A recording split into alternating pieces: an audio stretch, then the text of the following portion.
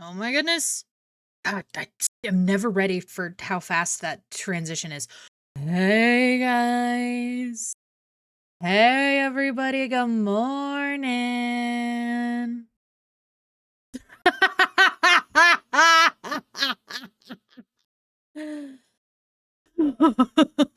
We're off to a really good start, Shiva.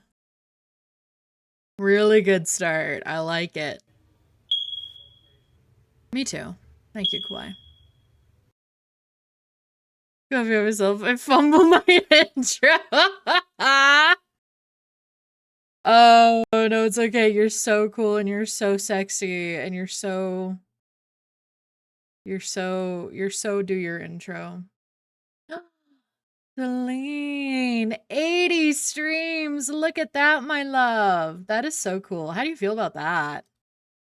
That is so cool. Do not. Hold on. Hi, Atlas. Hi, Goth. Hi, Lutz. Hi. I can tell that you're dead today, Atlas. Look at you. 7 minutes into stream before you got here. I think you're starting to hate me. It's a joke, by the way. Nobody has to be here when I start stream. I'm just letting you all know. This is my disclaimer, my formal legal disclaimer. Slacker era? Yeah. In almost 3 months. Dude, right? That's crazy to me. Is it possible? Well, and alas, here it is. Here it is. I got no celebration confetti. Hi, Luna. Hi, Kari from VTuber.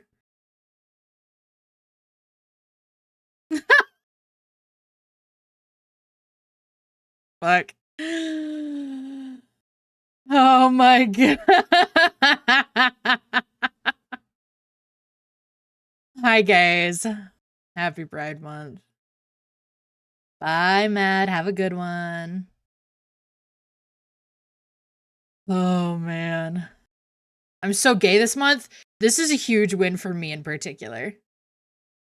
I give it 2 seconds. I don't know. Hi, gay. I'm lesbian. Oh my god. Hi, lesbian. Look, shut up.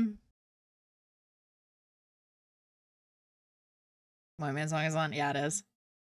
I love my gays. Let's go, gays!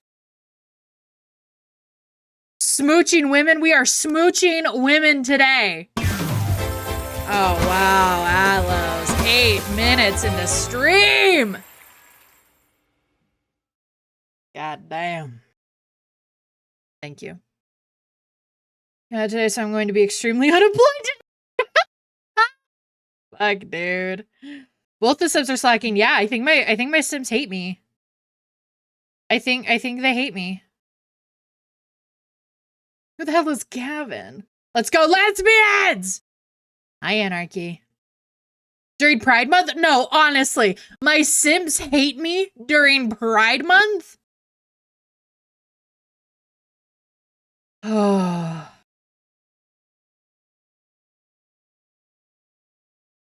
Off with their heads! Maybe loaded. No! Because today is for the lesbians! It's lesbian day! Even make it to the talking stage. Luna, would you like to get past the talking stage?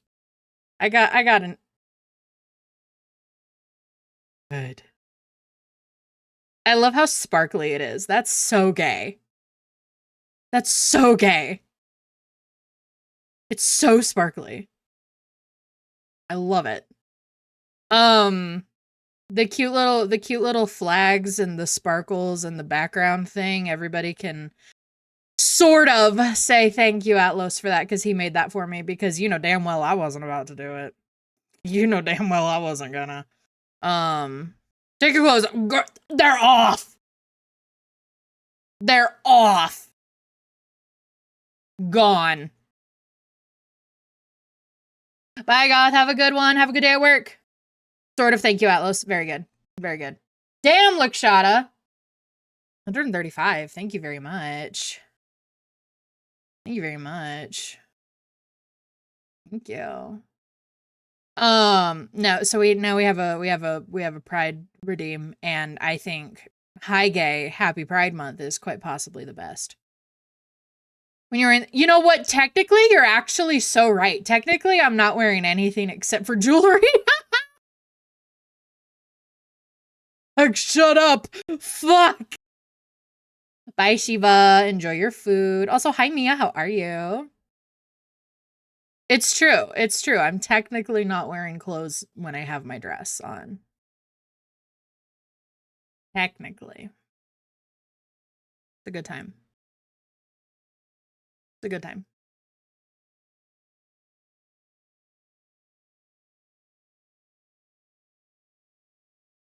Big crimes do gay. Oh, yeah. Tuesday and day 2 of Pride. Making you sad during Pride Month is the worst thing they could do. I'm so sorry, Celine. I hope the concept of kissing girls makes you feel better. And if you ever need to put that into practice, I may not be a girl, but I do got some Bahama mamas on me. I'm just letting you know. Just letting you know.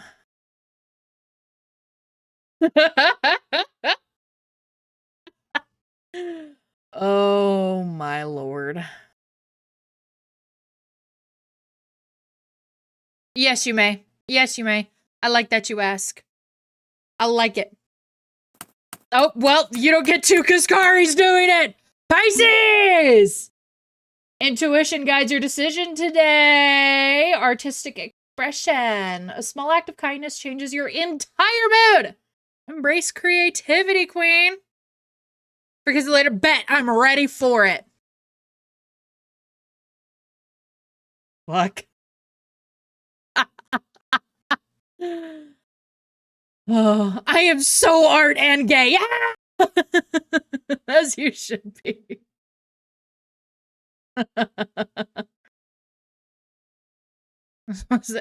I offer me. What is that audio from? I found a YouTube video. I think it's supposed to be, so the whole video is supposed to be like a parody of commercials during Pride. So it goes like, hi gay, happy Pride Month. Pop your pussy down to the local, and then it like talks about ads and gay shit. And it's fucking stupid as hell. It's stupid as hell. And I thought that was funny.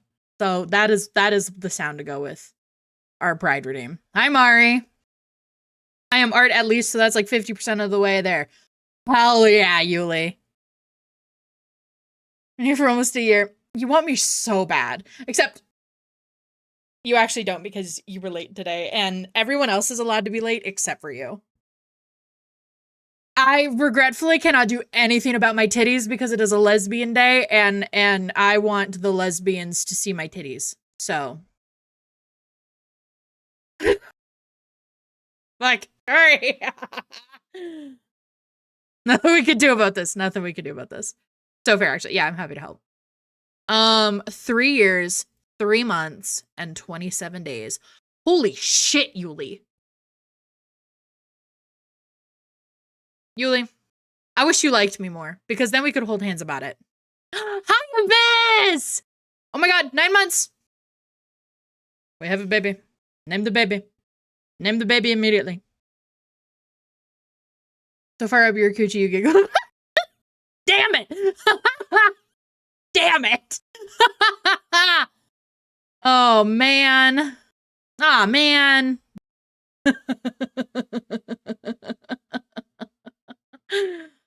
God damn it. How are you, Abyss? I hope you're doing well, sweet pea. Wallawa.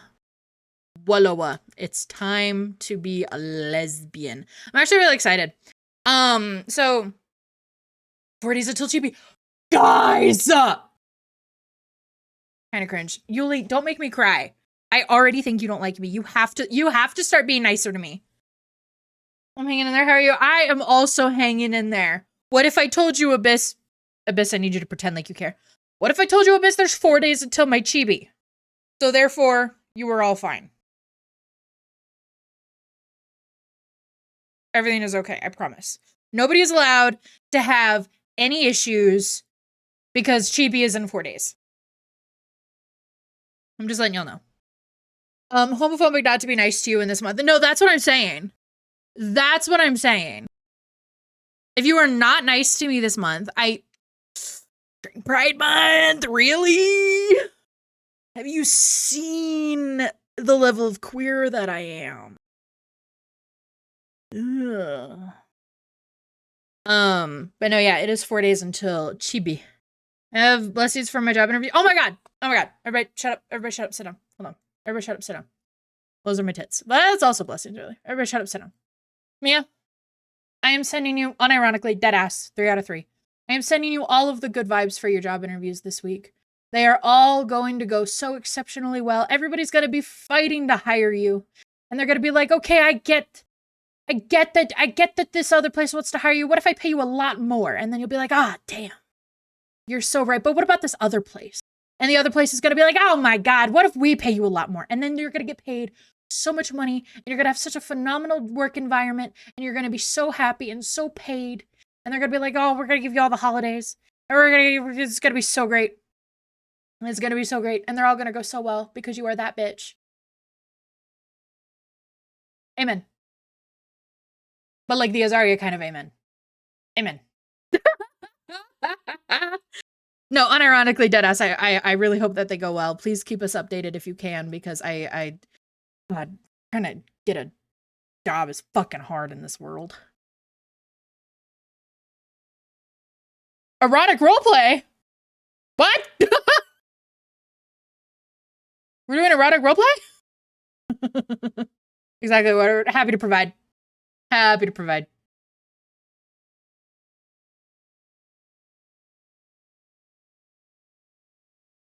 Yibby. Homo Maxine. Cardi, what the fuck? Program, yes. Ah. I see.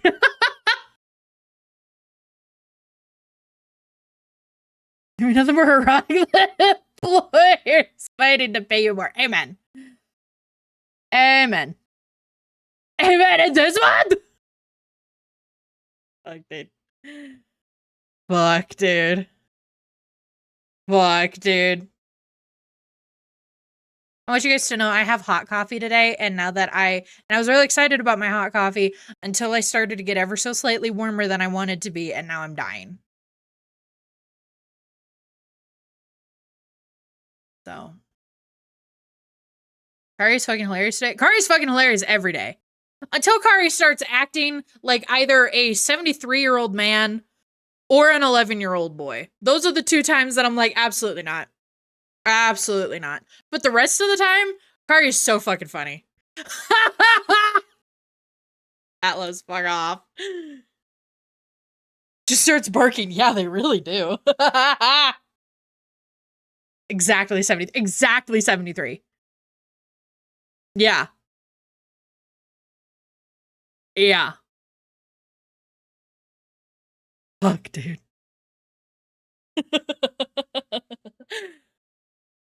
Going to the home. What is my assigned age as a man? Like 22. Like you give college age man. But like not fresh, you know? You know? Fresh, yeah, like not like fresh into college. Fresh into college. Oh, my age red, bro. Why you're like 64? Dead ass, you were like 64 years old all the time. That's true. So not fresh. No. What about my fuck Faye? You're so old, dude. You are so old.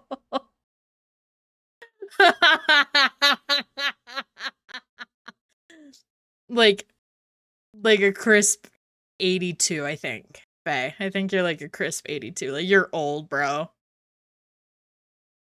You're old.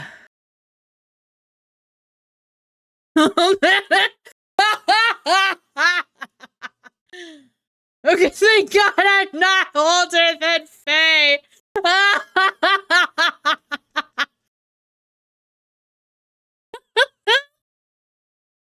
Oh my God. Put Faye in Congress. I'm crying. Okay, you're a frat boy. 100% you're a frat boy. Extremely legal. Lutz! I'm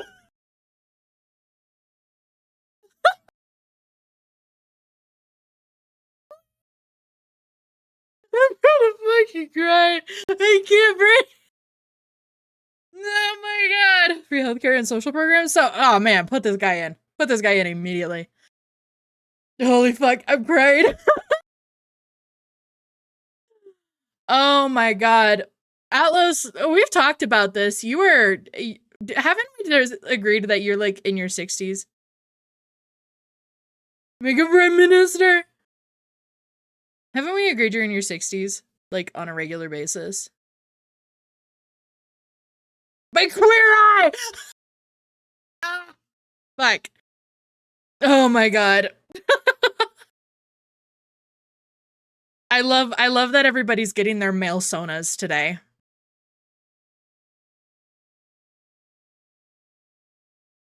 I thought it was 50s, but sometimes I'm 21 and not hot. That's true. That's true. Yep. Sometimes you're in your 50s. Or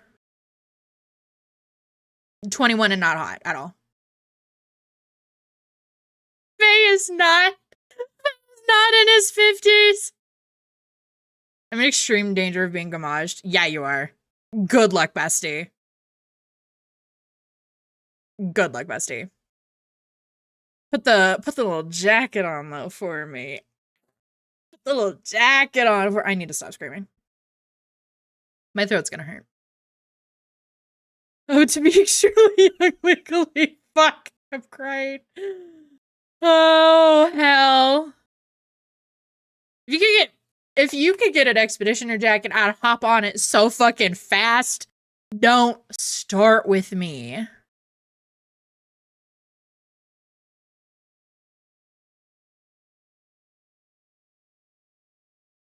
Huh? Can we get look shot of what? And why isn't it in my Discord? Am I hated?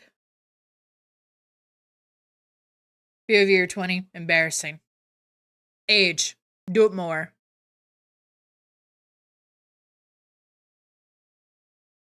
Fuck, dude. I had a candle holder and everything. Stop. I love that. Of honk shoe. Literally me. My old. Mia, I don't know if you're still here. Mia, I want you to know that I've picked up doing that for fucking everything.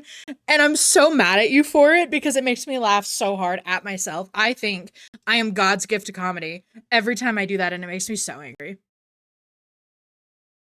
I just want everybody to know that. I gotta breathe. Every time you do it, my alt. Cause you know how you do that all the fucking time? And I picked up doing that from you. Drives me insane. I do it all the fucking time. I do it all the time. It makes me so mad.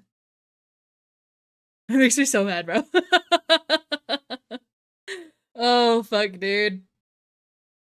No, I'm so glad I could provide everybody their, male sonas today. The fucking awa. Awa. I literally played the most and I swear it was actually you. It was not. So what would I be again? I think Yuli, I think you give like a young 72. Like, you know how when old people are like unironically fit as fuck and like they are so youthful? Like, I feel like that's you. Like, you're old as hell, but you're also super fit about it. Why am I older than you, Lee? Have you seen the way you act sometimes, bro? Have you?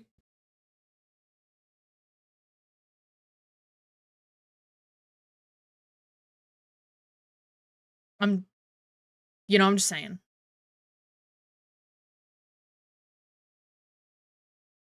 Every time you're around here, you make me feel old. So you're like 4. Your first mango. Oh yeah, you're right. Being a frat boy, I'm so traumatized. It is devastating to be a frat boy. Be having adventures and you'll be rotting in a retirement home. That's fucked up, bro. That's fucked up, bro. That is fucked up, dude.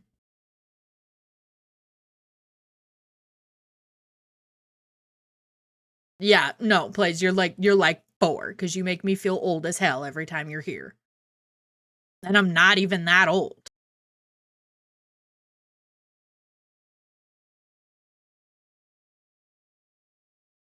I'm tired of this, Grandpa. But it's okay, because then I have the 8 billion old men here. Happy Pride Month. That singular Tupperware. Why did you steal a singular Tupperware lid? I have to know. I have to know.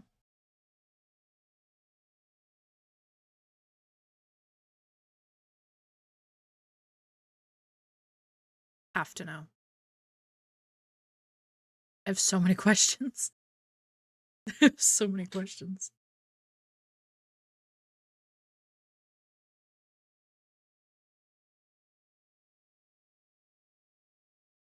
Hold on, I also have to drink my coffee, everybody. Shut up! Recovered fuck, dude. I was petty because he was texting other girls, and I knew one singular lid will... Honestly? I love that. I love that. That's fantastic.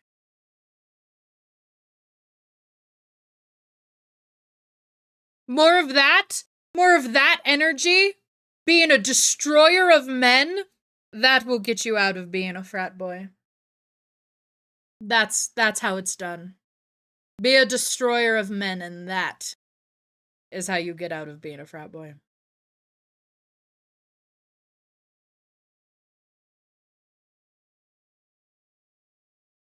So declares me, and I'm God.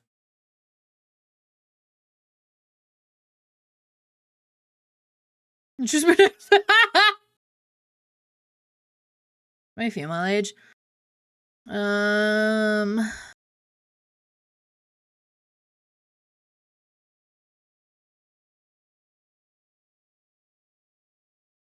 Like 47. I'm assuming my gay duties. Can I be one of them? Anyway, I hope you have much luck with your gayness. Sorry, I love you so much. Thank you for looking, and I shall have fun with Wallawa. Wallawa. After stream. Yes! We're so back. We're so back, guys. We're so back. This is a huge one for me, Nation. You repeating in your head right now? Oh, fuck, that's a good question. Hold on. Hold on. Can I be a slut for 2 seconds? Yeah. That's fine.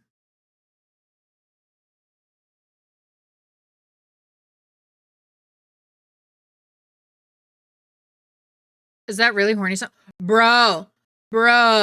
Yeah, that shit was yummy. It's not that. I'll tell you that right now, unfortunately. But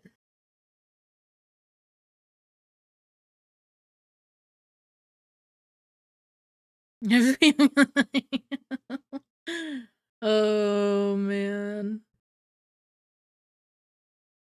It has been repeating in my head lately.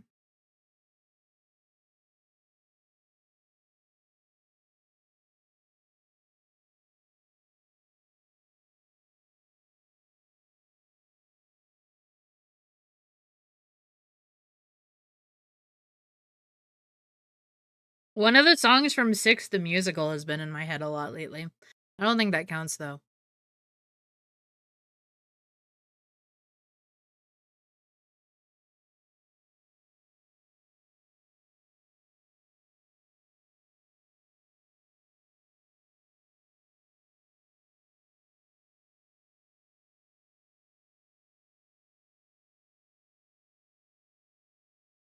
Yuli, be nice to me. No! Yuli, you have to be nice to me. Please release me. Bro.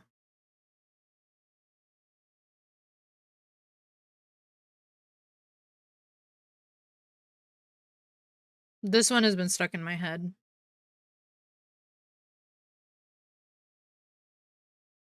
This one has been stuck in my head. But I've also been on horny TikTok, so. Have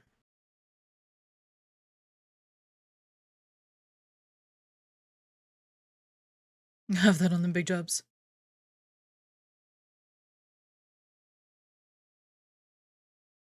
God damn it, Lutz.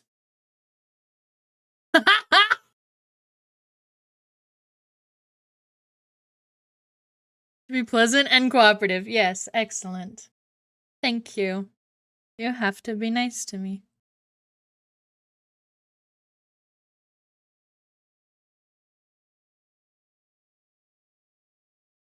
Oh my god, Double, you're such a nerd. You're so cute. You are such a nerd. I love that.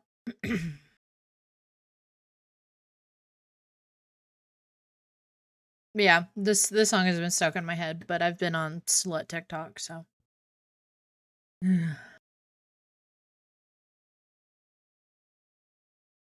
you'll have that. You'll have that on them big jobs. DNA is 28 listens from 4K. Mia, you have homework. Oh my god. Sparkle. Hello, my love.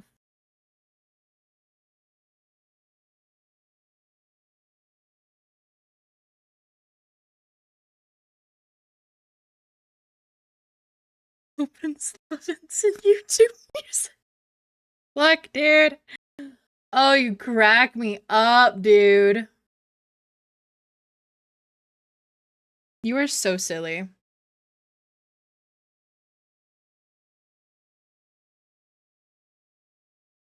Schoolhouse Rock. Oh my god, how was that? Mother the Queer from the bus stop. Yeah!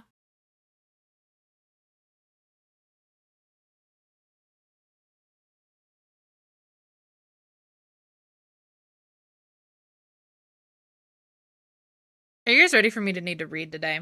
I'm so not ready for that. I have to read today. I have to read today.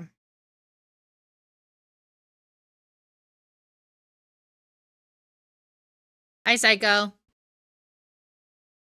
Electricity. Oh my god, I remember that one. Sparkle of the bus stop.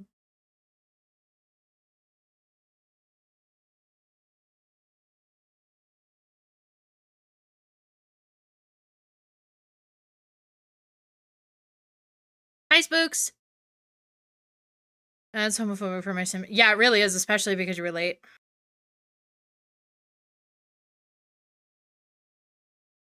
You sure can. I can't promise I'll play it, but you can.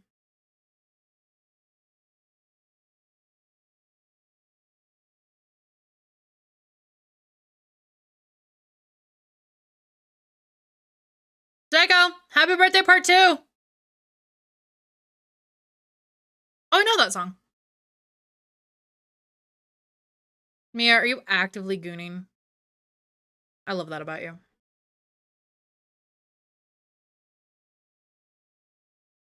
Gets rained out or not. Oof. Yeah, tell him, Sparkle.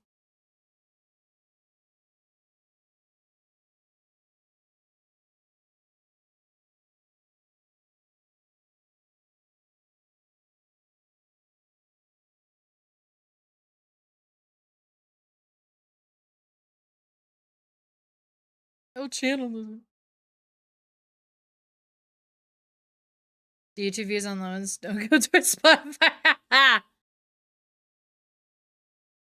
So now I have to have this twice. Yep. Now you get happy birthday part 2.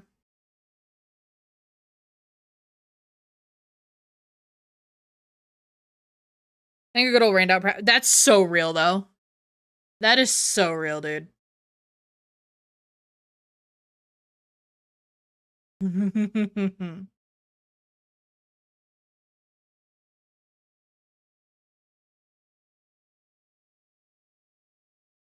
I'm opening the game, and my model is tweaking about it.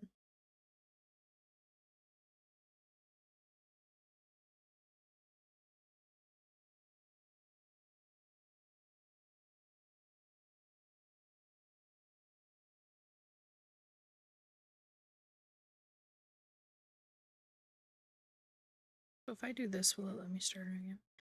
Just... Sparkle said, do I get to be happy?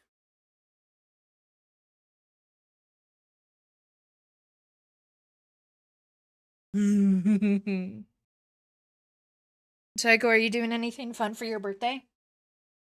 Besides giving me a sick, delicious 25 stream streak? Wrong was. Oof!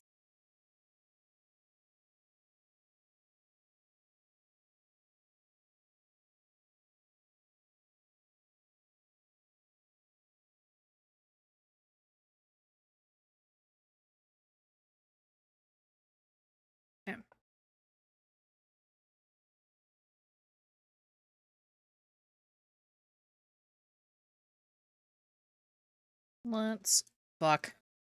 Let's get ready to smooch some ladies. I'm still so jet lagged and sore from starting yesterday in the pipe. You know what? That is so fair. Well, I hope today is very restful and enjoyable.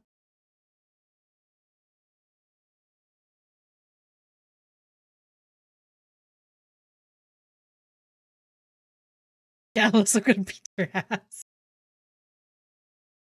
Okay.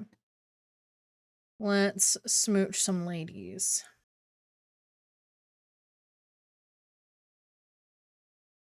Guys, it's 4 days until GB. I'm so fucking excited, bro. Holy shit. So excited.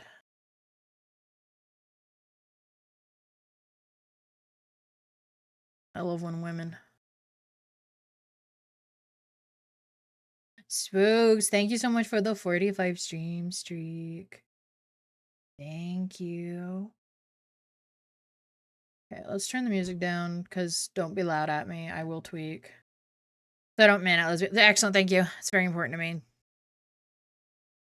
And then this. Alrighty. You guys ready to smooch some women? You guys ready to be women and smooching women? I'm ready to be women and smooching women. Wallawa. I'm not allowed to. Well, that's why you have to be a woman smooching women. Do I have permission to smooch women today? If you are a woman, you smooch women today. It's a wallawa. My daily existence, and I like that about you. I like that. We should smooch women every day. I love women. No, we have to start over.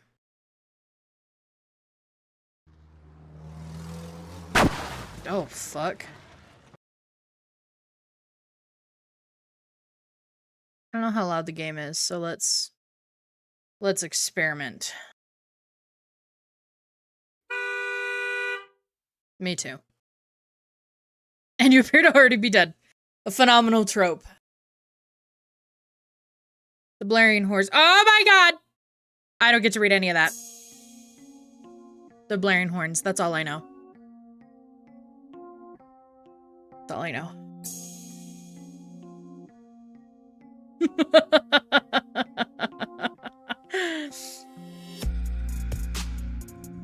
Okay. Well, shit, I'll turn off the music since we got this sick little number going on. Dynamics were crazy loud. You think everything is crazy loud, though.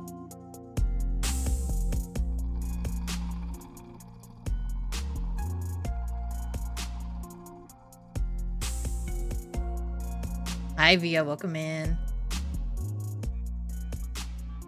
I've never had an old man here.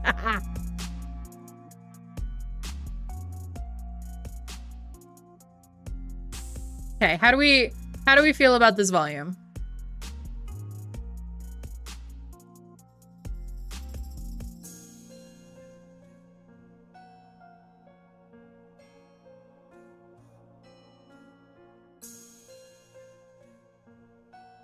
Okay.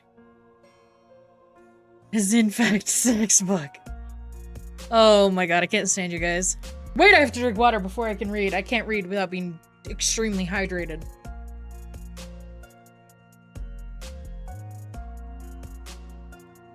Okay.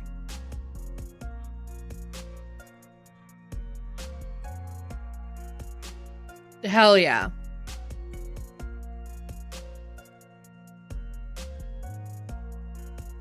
Feel better, Manly.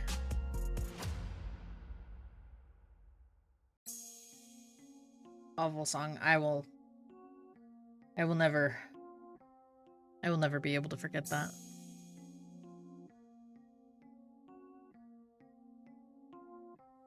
That's what this is, man. Excellent. Excellent. Alright, gamers. Here we go. Reading time. I jolt awake, my heart pounding against my chest. Sweat drips down my body like a waterfall. Good luck, bro. Take a shower. It's still dark outside. I keep having the same nightmare over and over again. No doubt about it. I haven't recovered from the events of that day yet. It was my 20th birthday. I was planning on going out and celebrating with my friends. However, I ended up almost dying from a car crash while walking around the shopping district. Hi, Tiberian. How are you? When the car was speeding toward me, my brain was yelling at my body to move out of the way, but my legs wouldn't listen. Skill issue. So sorry. To my surprise, the crushing pain and feeling of weightlessness never came. Even the wail of the car horn was abruptly cut off.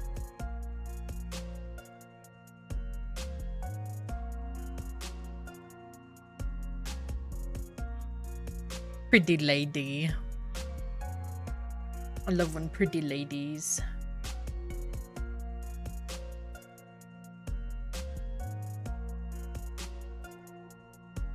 I gotta make sure I'm not missing anything. I just feel like I'm missing shit.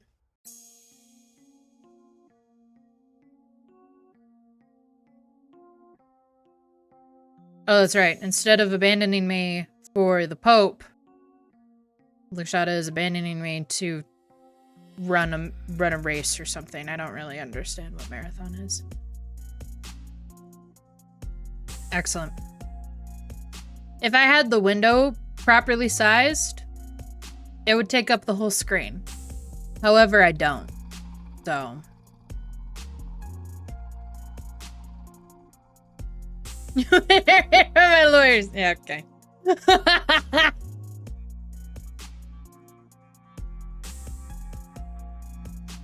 Oh, we go from Genshin Impact. No, it's obviously, what the fuck is her name? The redheaded Star Rail. I don't remember her name.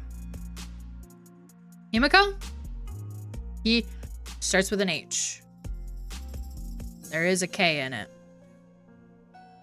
Nice. You know, for having not played Star Rail in years, I did pretty great.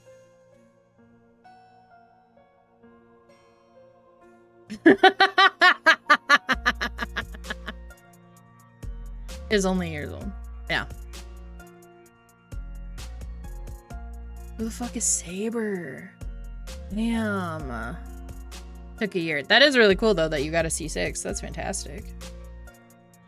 That is fantastic. They're from the Fate series? That's what I thought. They're from the Fate series. Why is Saber from... What the fuck? Aww.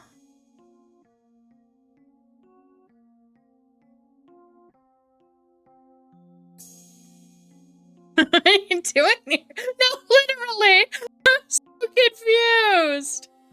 See, this is the type of shit that makes me feel like a super old man like Lakshata. Because what's happening nowadays? What is going on in these new games?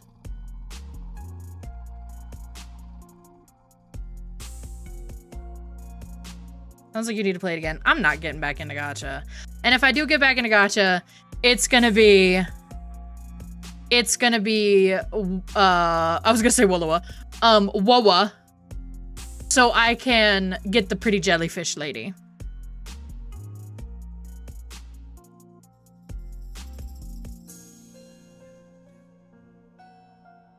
I want the pretty jellyfish lady. Good reason to then, right? King Arthur Saber. That's a cool one. That's really the only one that I really know. Guys, shut up, I gotta read. Talk amongst yourselves. To start real next week? No. I'm not reinstalling. I don't have enough, I don't have enough, I don't have enough storage to play a gacha anymore. I don't have enough storage for that shit.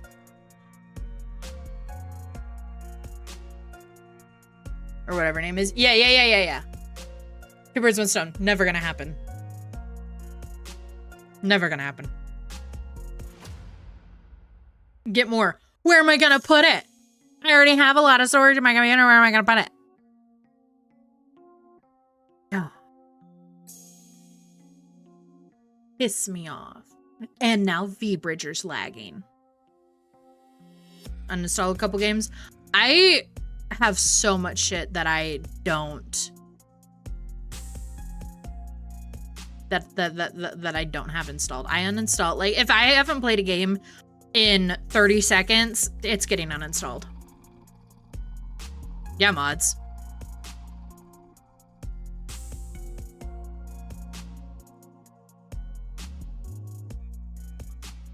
Psycho.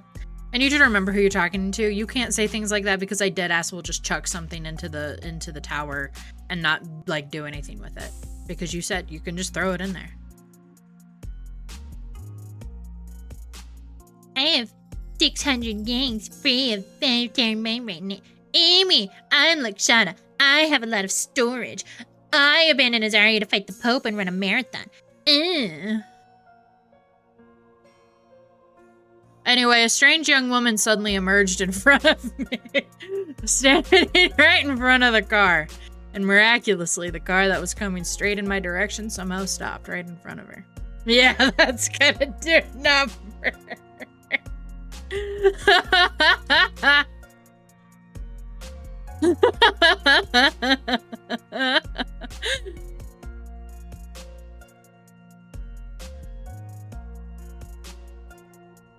It picked me because you did it first, fuck ass.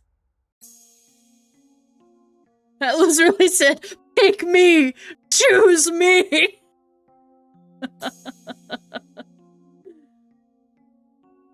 Oh, fuck. Oh my god, I hate you guys so much. Oh my god. What's going on? No one could answer my question. But without her, I would have lost my life. Doomed to be crushed underneath those tires. Massive fuck you pick me, it's true.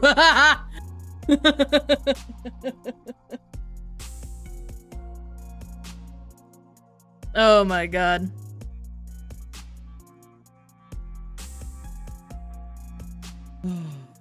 Reading is exhausting. I tentatively approached her after catching my breath. Remember to breathe, bro. Remember to breathe. Thank you, but let's not stand in the middle of the road. Dangerous. She stood there, motionless, her eyes shifting as I approached her. Hello? Oh my god, I forgot I have to read, like, this for her. I forgot she talked like this. Please hold. God damn it. Worry not. They call me Phoenix. I stepped forth to offer thee my aid as thou wast in the most perilous of situations. I see.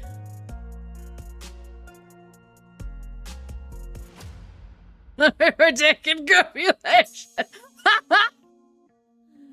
Phoenix, what a weird name, and why is she talking like that?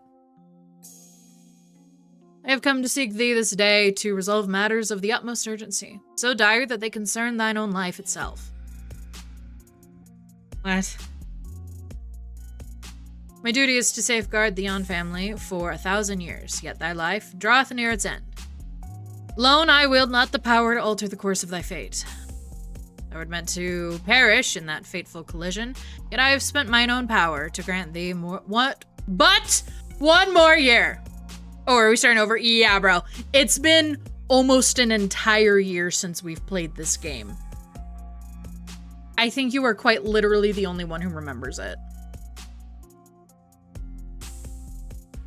I was rendered speechless, staring at her in shock. Alas, bending the will of heaven doth consume my strength greatly. I must retreat into the mountains and resume my cultivation.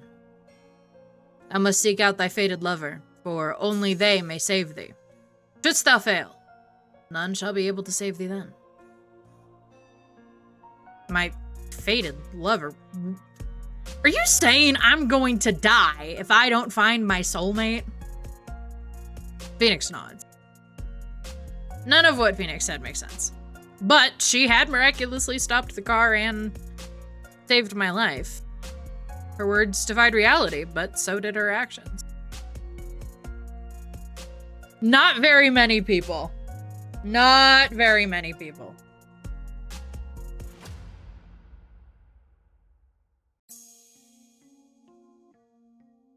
How do I know you're not lying to me? I held on to a sliver of hope that this was all just a prank. There are a lot of creative scares nowadays. Phoenix looked at me with a solemn, pitiful look in her radiant eyes. I was immediately convinced by her gaze. You know, I too am immediately convinced of things when I see pretty ladies. Why would I wager with thy very life? Justin, how are you? Hi, gay.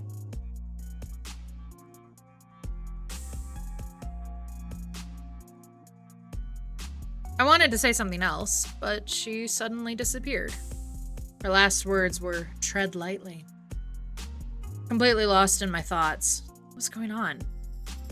When I finally came to my senses, I found myself pulled to the side of the road by my friend Megan. Megan! Oh my god. Hi, Megan. It was so dangerous. What were you doing standing in the middle of the road? You're lucky that car stopped in time. Otherwise, your 20th birthday would have been spent in the hospital. Not too bad, thankfully. Well, that's very good. That is a rare occurrence nowadays. I didn't respond. Oh my god! Oh.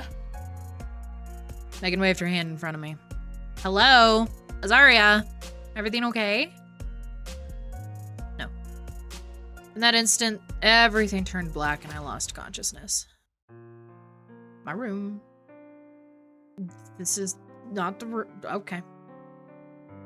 Later, I woke up in the hospital. Megan had taken me there. The doctor examined me and said I was lucky I hadn't suffered any serious injuries. My elbows and knees were bruised, but that was it. I had fainted from the shock. Dramatic, but okay. I asked Megan if there was a young woman who helped me, but she said she didn't see anyone. All that she remembered was that I'd fallen to the ground. Fortunately, the driver was able to brake in time, so I only suffered minor injuries. Phoenix, fated lover, guardian, what the hell? I murmured to myself. I'm still lost in my thoughts when suddenly my phone buzzes. Who's texting me? I grab my phone and take a look. My mom. She's an early riser. I sigh and start typing up a response. Mom? Mom? Ah, Sparkle, free at last. Why are you up so early? It's the weekend. Something wrong? Oh! Sweetheart, did I wake you up? No, I was already awake. What's up? See you when you get back, honey. Be safe. I know we said we'd come home next week. Again? You two haven't come back in ages. It's boring. I'm stuck at home alone. You should be glad you don't have two overbearing parents lecturing you all the time. No way. Have you two finished packing? I'll ship you whatever you're missing. Yes, we have. Don't worry about us, okay? Take care of yourself. Don't hesitate to contact me at any time, alright? Remember to eat. Can't help but worry about you. I know. I am an adult. Have a little faith in me. Girl! Okay. I have to go. We're about to leave. Drive safely. Oh, by the way, a new tenant will be moving into the apartment next door. I think she's about your age. Maybe she's one of your classmates. Thank you.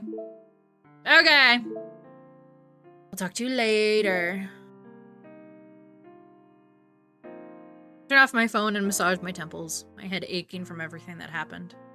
I glance at the clock. It's still too early to get out of bed, so I decide to go back to sleep. I love going back to sleep. Come on in. It's almost 9 in the morning when I wake up again. God damn it, that's the wrong button. My sleep schedule has been messed up ever since the accident. I went to see a doctor who diagnosed me with insomnia. Rest in peace, Queen. Got diagnosed with the enosomnia. I think that's a blessing. I love being diagnosed with the enosomnia. She said it was caused by the trauma I had recently experienced and prescribed me some sleeping pills. Honk shoo me. Make a note in my head to invite Megan for a walk. Maybe it'll help alleviate the stress I've been feeling.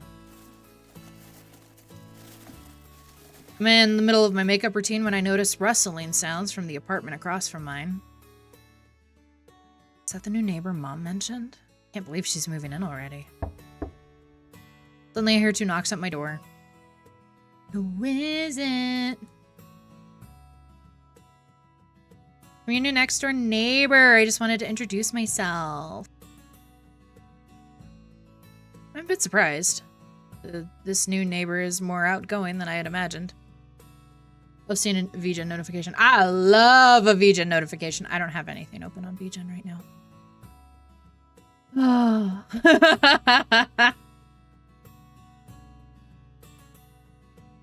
We should change that.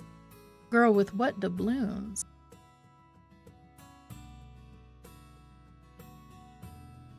Sorry about that. I was in my bedroom and didn't hear you. I opened the door after finishing my sentence. Ah, a cutie. I think the character design in this game is so cute. God damn it, Atlas.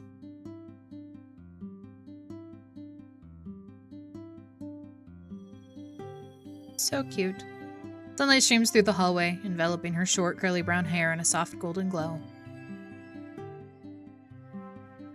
She stands there with a cup of bubble tea in her hand. I could fuck up some boba right now, let me tell you. Bathed in the warm morning glow. I'm Nyx. Nice to meet you. Sounds familiar. My initial wariness of her immediately vanishes. I smile, shaking her outstretched hand. Hi, I'm Azaria. I know. How do you know that? Yes. Her playful tone and energetic look feels familiar. I can't seem to remember. I rapidly search through my memories in vain. I tentatively decide to respond.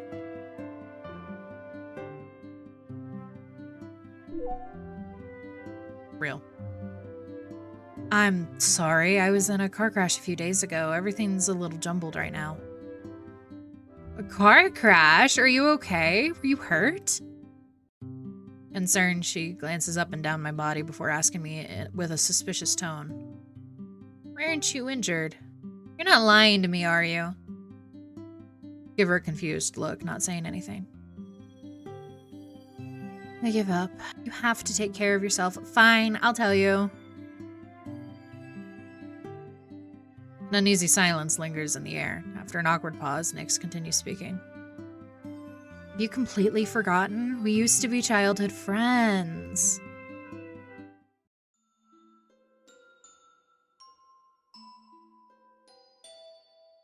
Words seemed to flip a switch in my brain. The memories, which had been sealed away by time, all come rushing back to me. I can remember the sound of bright laughter, noisy chirping of cicadas, and even the faded words on popsicle sticks. I know who she is. However, the person in front of me looks so different from the person in my memories. Hesitantly, I ask, Nixie? She beams, her smile stretching across her entire face. Finally remember who I am? You've changed so much over the years, I didn't even recognize you. Well, it's been years since we've last seen each other. I was completely flabbergasted when I found out that you're my new neighbor. My body relaxes the moment I realize that the person in front of me is my childhood friend. I look at her, once again, seeing the sweet little girl who used to hold my hand. I can't help but tease her. Fate works in mysterious ways. Still don't know how to pronounce that. Still don't speak Korean. You're not going to cling to me like you did when you were younger, right? Nyx blushes. She clears her throat. So now she's gay. That's all in the past. Don't bring that up again. I fail to hold in my laughter. She hurriedly shoves the bubble tea she's holding into my hand as if trying to distract me from her beet red face. Me too, Queen. Have some bubble tea, otherwise you'll never stop laughing at me. The world is so small. I can't believe I'm now neighbors with one of my childhood friends. Seems like my streak of bad luck is beginning to end with one singular good thing happening. With a gentle smile, I say, you drink boba with me? Hell yeah. From the boba shop nearby, right? Don't they have a promotion going on right now? Why don't we go together next time?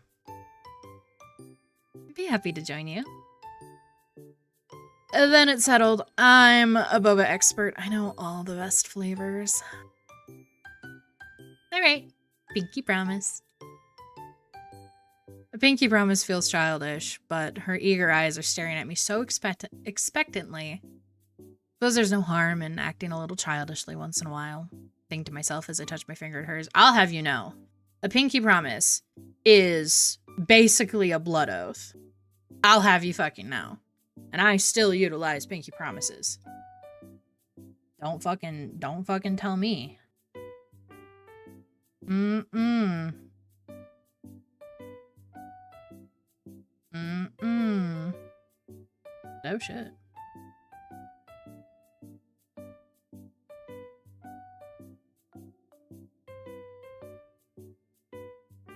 Oh yeah.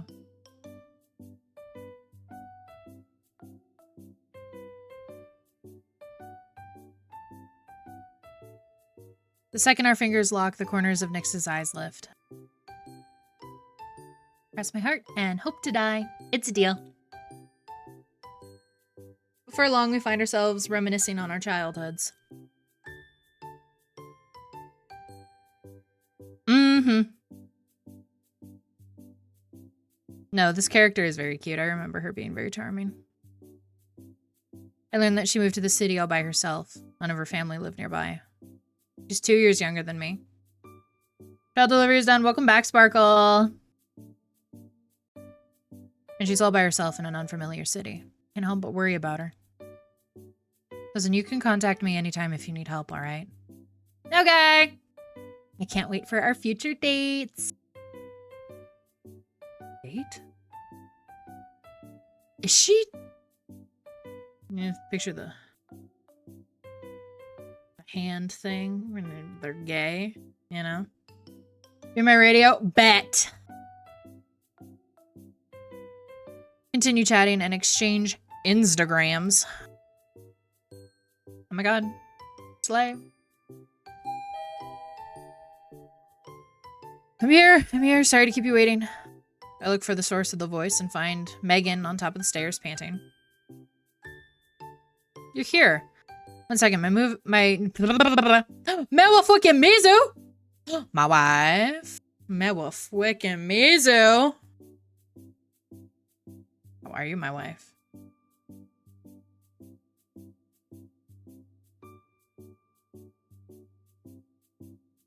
Did I put Phoenix? I know you do, Sparkle. How are you, Mara? I hope you're doing well today, my love. It's time for a nap. Take a nap. I'm doing a visual novel today, so lots of reading. But take a good nap, my love.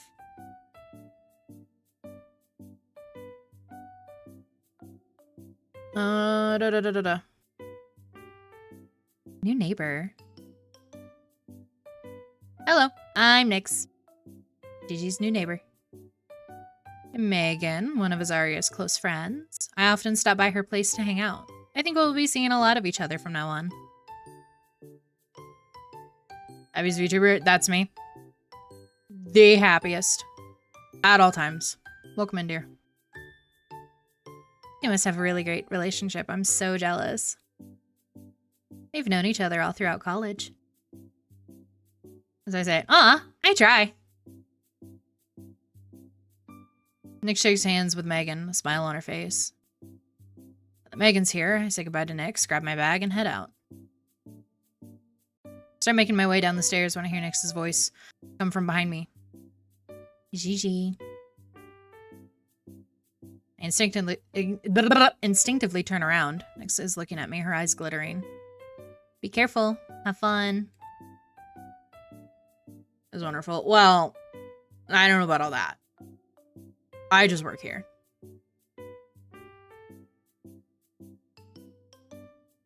Yes, and you be careful as well. Take a break if you get tired unpacking. Mother. The sidewalks are more crowded during the weekend than on weekdays. Megan and I have no intention of buying anything, so we slowly walk through the bustling shopping district. Can't believe someone has finally moved into the apartment next to yours. It's been empty for so long. It's nice to have a new neighbor. Maybe you'll need her help with something in the future. I chuckle, thinking of how clingy and childish Nyx is. I can imagine myself asking her for help with anything. Much more likely that I'd be the one helping her. I knew her when we were kids. She's 2 years younger than us. Oh, so she just turned 18? No wonder she looked so young. I can't believe she's already moved out to live independently on her own. That reminds me, internships are about to start soon. Have you figured out which company you'll be working at? That's a tough question. I sigh. Megan has reminded me of the biggest problem I'm currently facing. Getting a job. Internships aren't that easy to find. Ocean City is an economic hub. There are lots of opportunities here, but it comes with its challenges. An internship at a good company would make my resume stand out after graduation. My grades are good, but everyone else applying for the good internship positions are also incredibly talented. I still want to get an internship with Huan Yu. I can't give up before I even try. Huan Yu is a big internet enterprise in Ocean City. Its recent projects have been leading the way in innovation. Plus, I've heard they pay well. The company I want a job with the most. Huan Yu. I heard that company's pretty hard to get in. Well, you won't know unless you try. Don't worry, I have backup options if that doesn't work out. I'm not surprised. You're always prepared for whatever might come. I keep the smile on my face. Megan grins and playfully shoves me. I return to my apartment after saying goodbye to Megan. What Phoenix had told me a few days ago about finding my soulmate still feels like a dream. I'm lost in thought. Before I knew it, I'm already standing in front of my apartment. There seems to be someone squatting near my front door, her frizzly hair bobbing up and down. Oh. Nixie. She lifts her head at the sound of my voice. I'm not sure if it's my imagination, but the lights in the corridor seem brighter the second she looks up. You're finally back! Yeah? What are you doing at my front door? Do you need help with something? She smiles and shakes her head. Nope. I was just waiting for you to come back. You were waiting for me? Yep. I really wanted to see you again, so I decided to camp out in front of your apartment. Sorry, did I scare you? Well, yeah. Seeing the tears welling up in her eyes, I softened my tone. No, you didn't. Why don't you come in? Text me next time. I'll come home earlier. Okay. I open the door. She follows me closely into my apartment. She reminds me of an excited puppy, eagerly wagging its tail. Stop. None of that. Wow. The house is so clean and organized. Mine's still a complete mess. Have you ever done back now? Welcome back. Why don't I lend you a hand once I'm done with my work for the day? No, it's fine. I can do it myself. So humiliating if you saw my messy apartment. Don't worry about it. I'm sometimes too tired to clean up, and my place ends up being a mess too. It's no big deal. You just moved in today. Perfectly normal for your apartment to still be a mess. I love Nyx. I bet you do. Nyx leans in and winks, her eyes betraying a smile. Sunlight reflects off of her dark red pupils like jewels. Then you're welcome to visit. People say that one of life's greatest joys is running into an old friend in an unexpected location. Everything that's happened recently has exhausted me, but bumping into Nixie has brought me a sense of relief.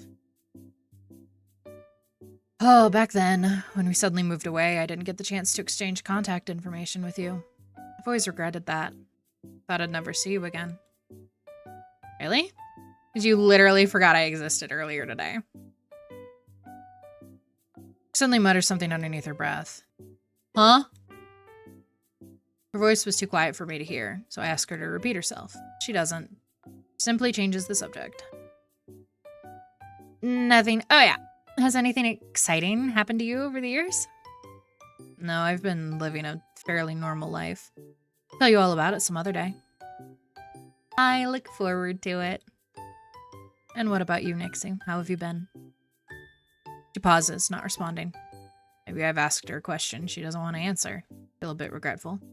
It's fine if you don't want to talk about it. I didn't get the chance to properly say goodbye to you when my family moved away.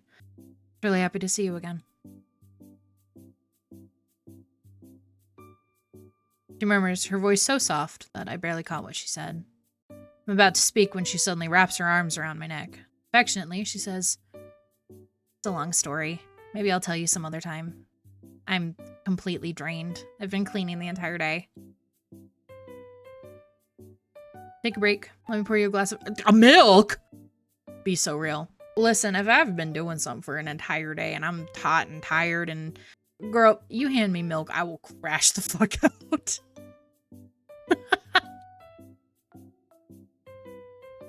As I finish my sentence, I feel a passionate gaze on me. I look up to see Nyx staring at me, her eyes full of anticipation. What? I need a favor. What?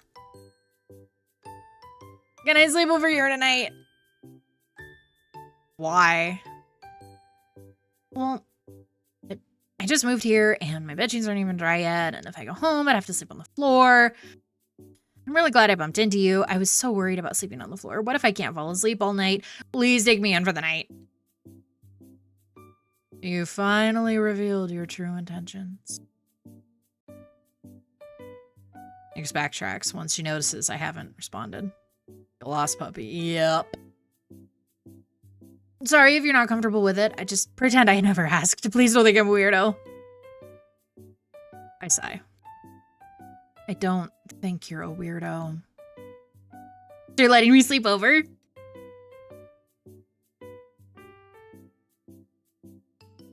Let's prepare the guest room for her.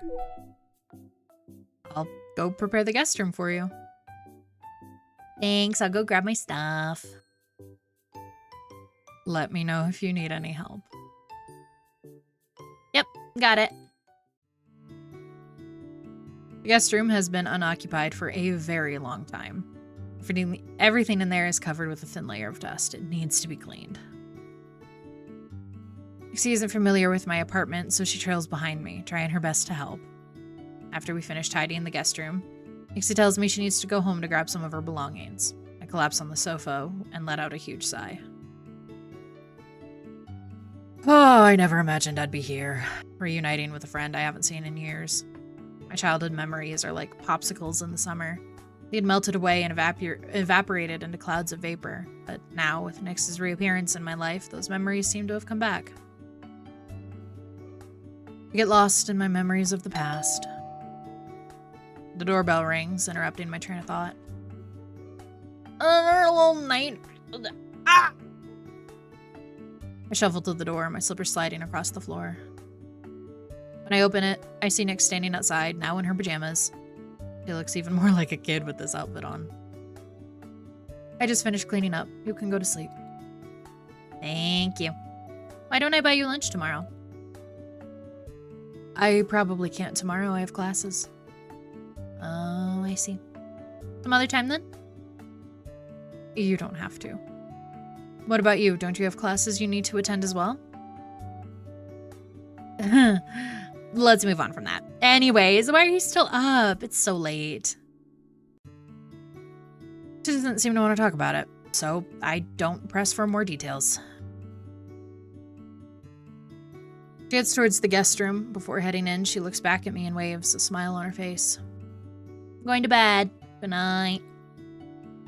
Good night. Sweet dreams. You too. I'm happy I got to see you again. Me too. Don't stay up too late. We're a mother. When I wake up the next morning, I notice that Nix has already left the apartment. There's a sandwich on the table. Next to it is a note. I had to leave early, but I didn't want to wake you. Remember to eat breakfast. I didn't expect the clingy kid from my childhood to prepare breakfast for me.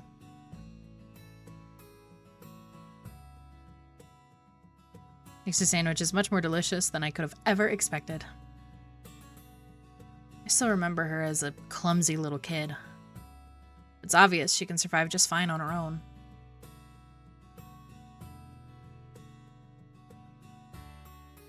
Gotta go school.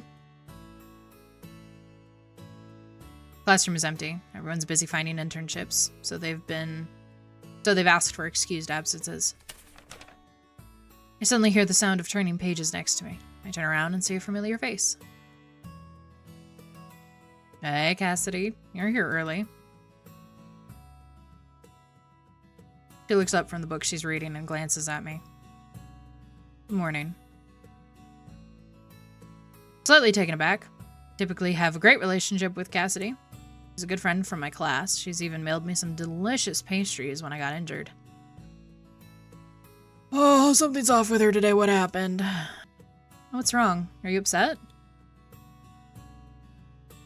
Why do you ask?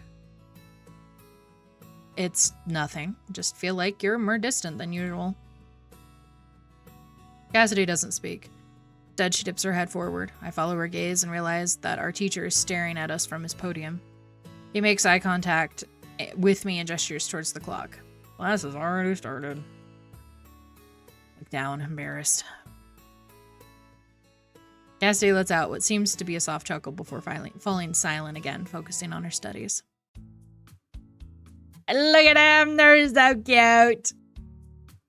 God damn it, I keep clicking the wrong button. God damn it. Need my water. Oh my goodness.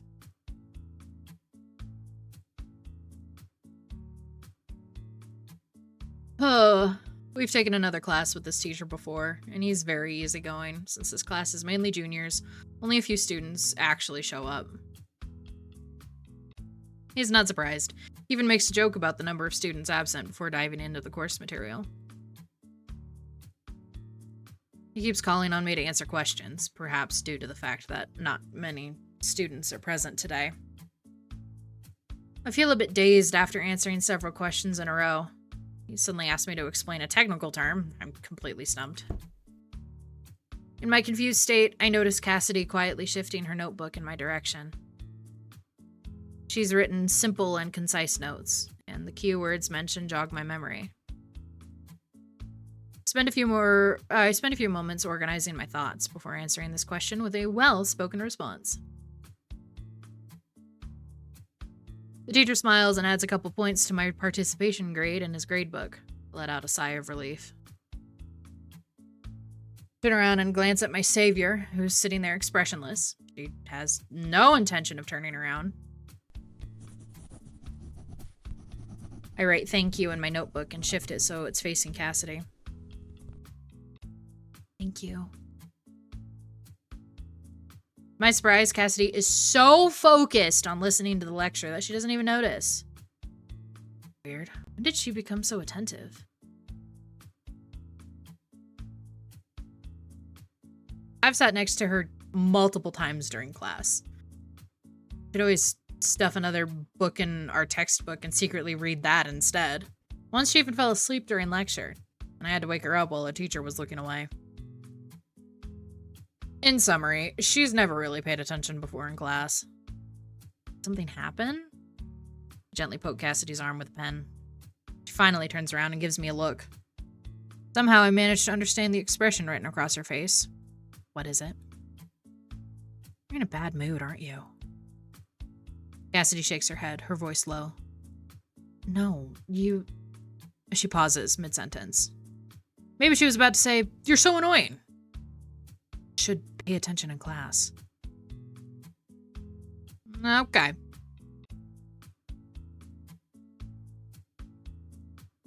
After class ends, Cassidy shuts her notebook and leaves without even saying goodbye. Still worried, so I quickly pack up my belongings and scramble to catch up with her. Cassidy. Cassidy stops in her tracks and turns around to look at me. What is it now? Is there something wrong? This is the third time you've asked me this today. Why do you keep repeating yourself? Scratch my nose. Perhaps I am being annoying, but her behavior today has really concerned me. I'm worried. You're acting really weird today, and I'm worried about you. Why I keep asking? Oh. Cassidy sighs. A smile slowly creeps onto her lips. She responds in her usual laid-back manner. This class is too early in the morning. I haven't fully woken up yet. Really. I still have the feeling that something's wrong. She usually doesn't speak much, but she would never be so cold. Cassidy stares back. She's taller than me, so it feels as though she's scrutinizing me from her higher angle. After a while, she finally breaks the silence. I was just messing with you. That doesn't seem like something you'd normally do. That's his favorite. Actually?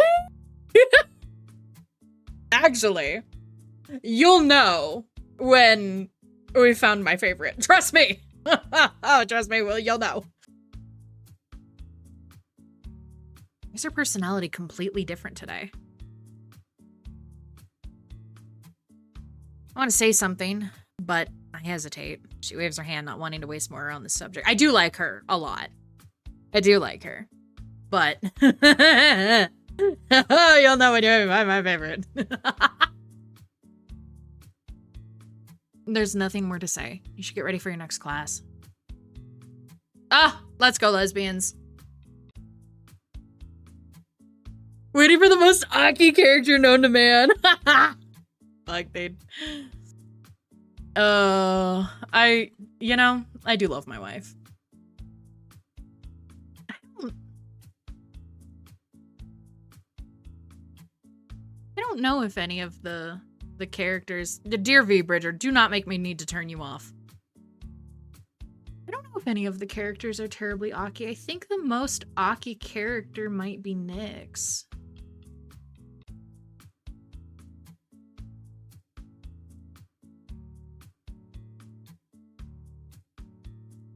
I think that might be the most Aki character. I don't really think there's a character that's very Aki, which is devastating as I do love my... Oh, I remember your favorite. Yeah, you do! Oh my god.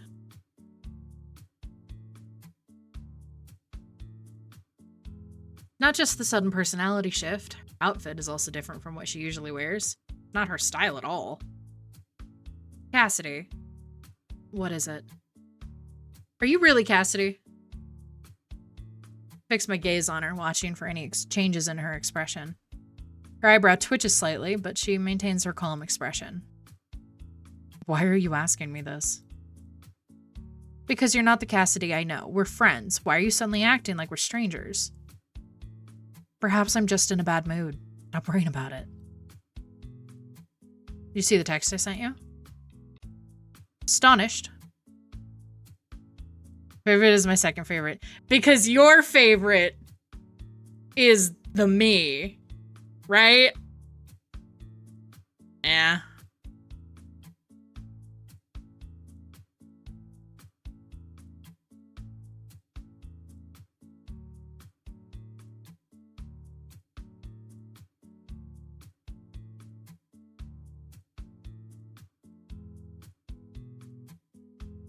Patiently waiting for her response.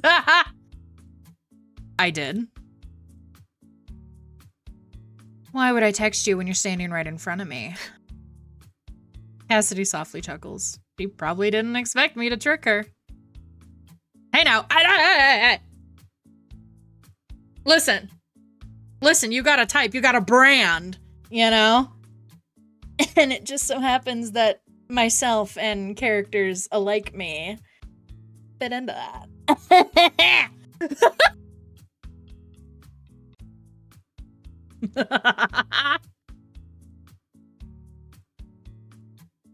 Cassidy, no. This girl who looks exactly the same as Cassidy sighs and moves closer to me. So who are you? I'm surprised Cass never mentioned she had a friend like you. Could it... Are you her twin sister? Her sister was a witch! Yes, I'm Eleanor. Can't believe Cass told you about me. You two must be pretty close. What's your name?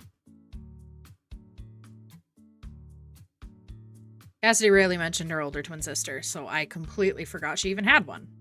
I feel like Cassidy always seemed reluctant to talk about her sister. I decided to keep my distance from Eleanor and respond politely.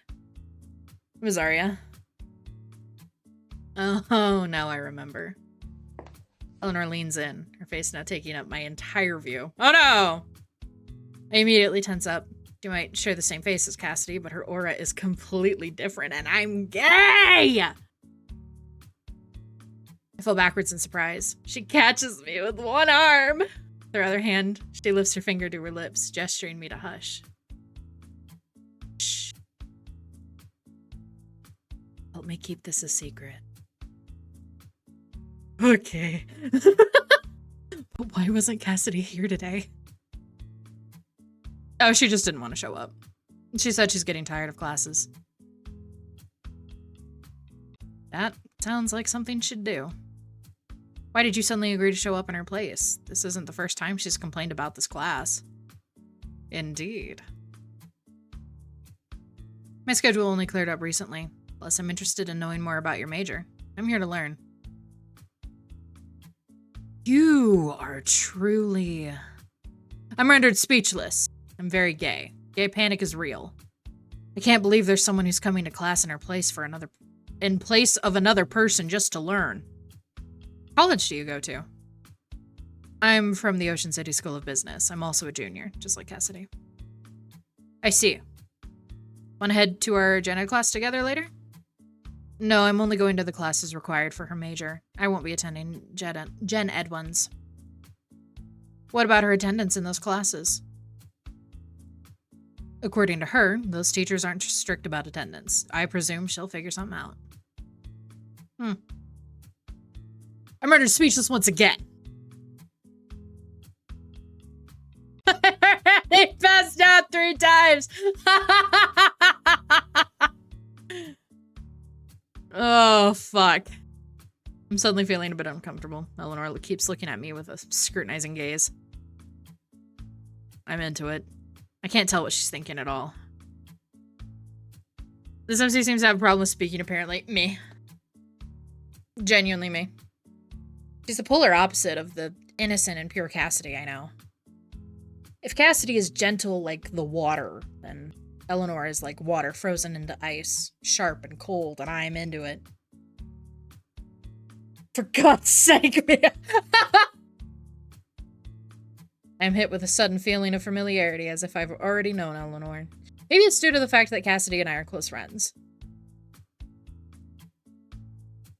Before I could continue mulling over the situation, Eleanor speaks, and I am dragged back into reality. What's your Instagram? Huh? I need you to help cover for me if I'm going to be taking her place in class for the foreseeable future. That's weird.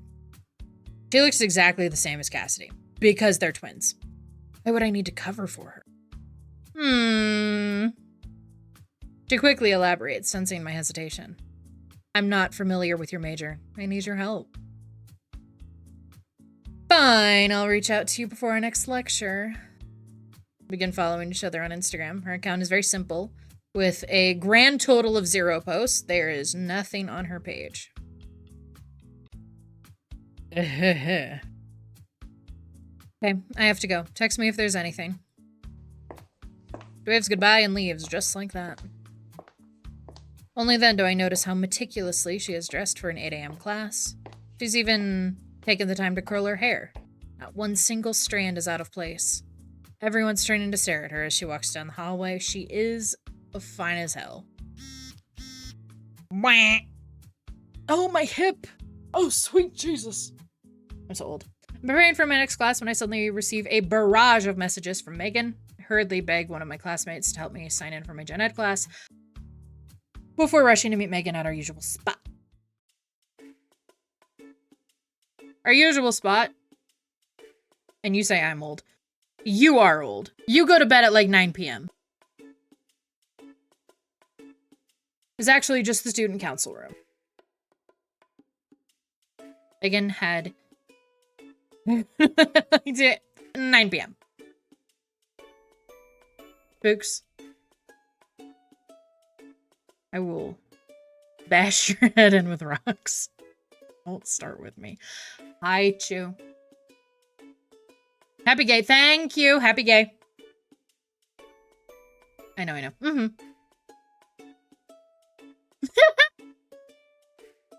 Megan had eagerly fought for a position on student council, but now she occasionally complains about how she regrets doing so. Hi, gay.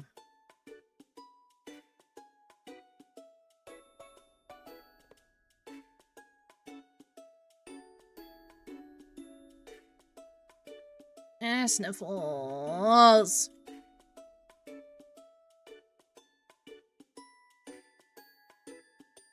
Desks are particularly tedious, and every position other than that of the president holds little to no value on a resume. It is a thankless job. They occasionally help out as well. It helps fulfills the school's community service requirement. No! No. How does it feel to be back on campus? That's fine. Something happened. What? What happened? Tell me. Ears perk up. She's a gossip at heart. Real. She immediately drops her work and rushes over, wanting to hear the story. Yeah. Cassidy wasn't feeling well today. She was completely exhausted during class. Oh, I see. Cassidy also isn't feeling well. Isn't it cute? Also, who else isn't feeling well? Me? I'm stuck writing whatever this is. Student council work isn't difficult, just tedious. We work on and off the entire morning and finally finish most of the tasks. Not only did I attend lecture this morning, I also had to do work. Let out a huge sigh, feeling bad for forcing my brain cells to work overtime. Student council should pay me for this. I'm not even an official member. Don't worry, I'll ask the president about it before I graduate. Don't feed me false hopes. Listen, you're gaining a valuable work experience by helping out the student council. Your future job will be a piece of cake. You can use the lessons you've learned from helping us in your workplace. Megan clearly knows she's making stuff up. The more she talks, the weaker her arguments become. She's been overwhelmed with work recently. Without my help, she'd have passed out from exhaustion. I don't have the energy to argue with her. I agree to continue helping her in the afternoon.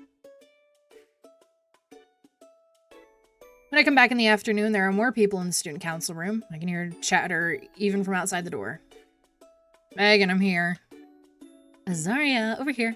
Our president's here today. Let me introduce you. Y'all ready? Are y'all ready?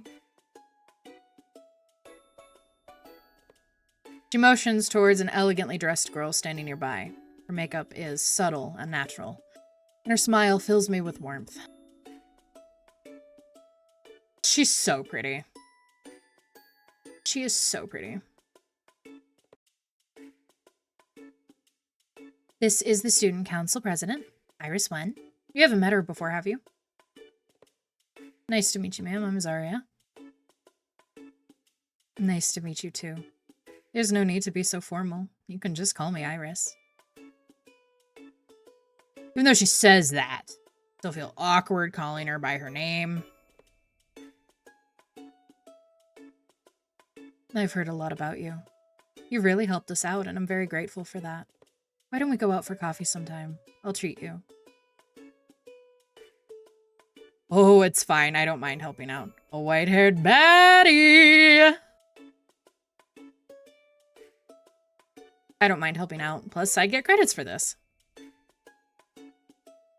I've already thanked the other members of the student council. I'd like the opportunity to thank our honorary member as well.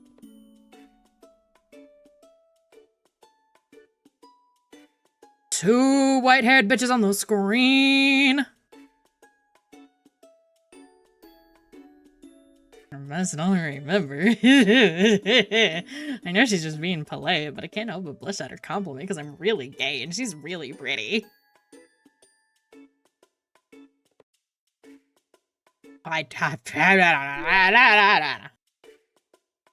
Thank you, but I really didn't contribute much. Even everyone worked together on this. Shouldn't our hardworking honorary member get a little compensation? It would be impolite of— oh, wrong voice. It would be impolite of me— narration, there we go. It would be impolite of me to continue refusing. I decide to accept her invitation first, and then gift her some pastries later on down the line. Then, yep, Wonderful. When are you free? I am free right now, right in this moment, and for the rest of literally ever. Okay. Let's finish the rest of our work first. She smiles once more before returning to her seat. I squeeze in next to Megan and help her organize some files. She winks at me with a grin on her face and whispers so that only I can hear. What do you think? Isn't our president beautiful? Yeah.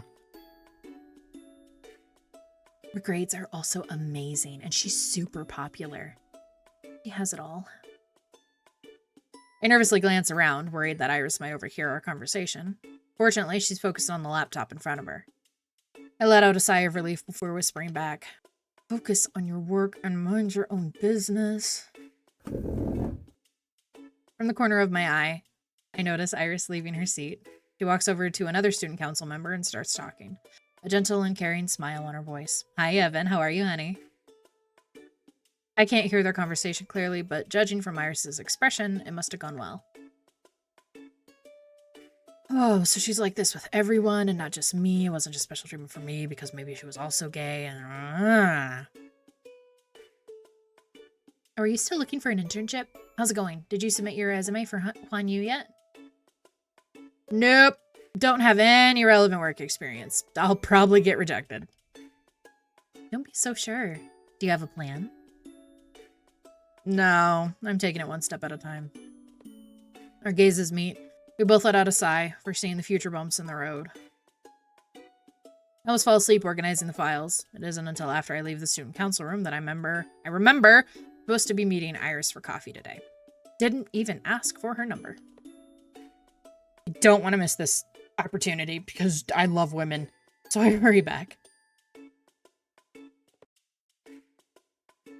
Iris has already left, but on her desk was a small card with a QR code and a string of numbers. I pick up the card, and on the back she's written, I guess you forgot. You can contact me via Instagram. Damn.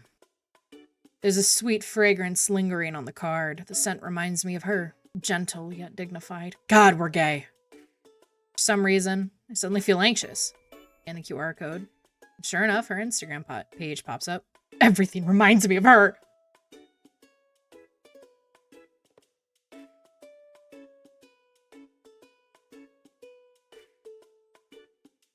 So just in case anybody forgot, this one is Sparkle's favorite.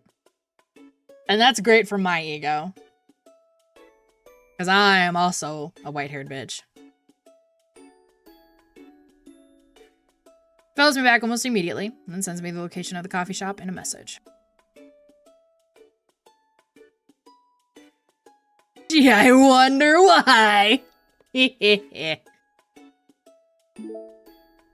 Could we meet here? What?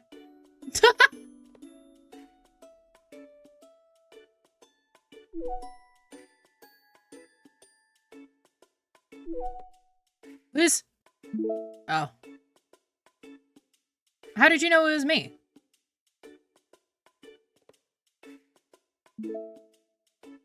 Call it a telepathic connection. Zara, you can't be careless. You can't be careless at this when you start working, all right?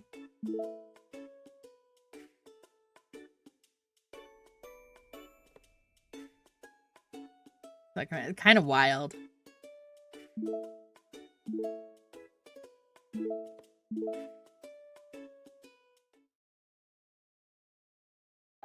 Pretty lady.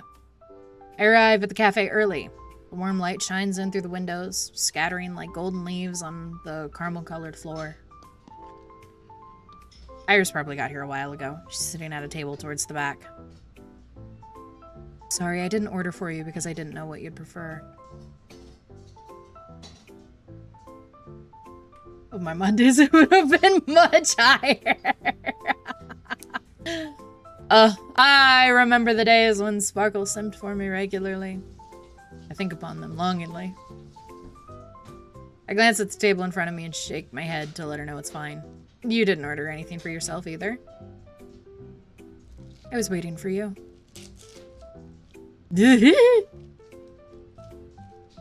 rock or the paper. It's Wallawa time. Hey Matt, how are you? I look at her properly for the first time since entering the cafe. The rays of the setting sun strike her smiling face at an angle, casting soft shadows that trace the contours of her face. For a moment, she takes my breath away, and we are so gay. It's as if it was no, it's okay. You know, you've dialed it back a lot. It's definitely not because you're busy doing your own things in life and doing your own stuff, and it's because you hate me. That is the only reason that it could be. Nothing else. Just because you hate me. Obviously. Anyway. Thank you. I'll have whatever you're having.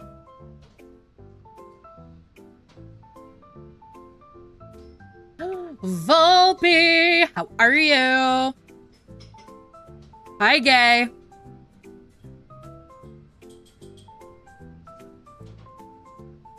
Why was the sign of the morning night shift? Listen. Let's go, lesbians. Listen. Listen. Listen. And you do it so well. So good at what you do. I love that that is unironically what we call it, the horny night shift. That cracks me up.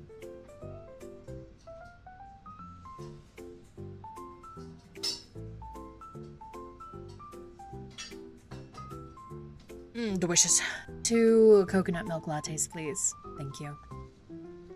You like sweet drinks? This is one of their most popular drinks. I thought you might enjoy it. I'd like to try it out as well. As a nocturnal hypersexual, it fits me. Like, she guessed right. I am much more interested in the innovative new drinks from recent years than in traditional coffee drinks. And they were both girls. They should get. And they were both girls.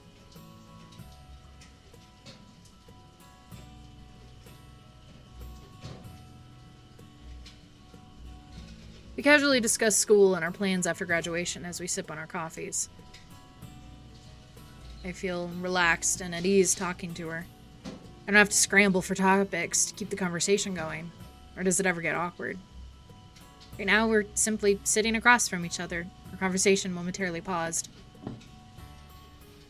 I'm once again entranced by her perfect smile, and I really hope that she's gay.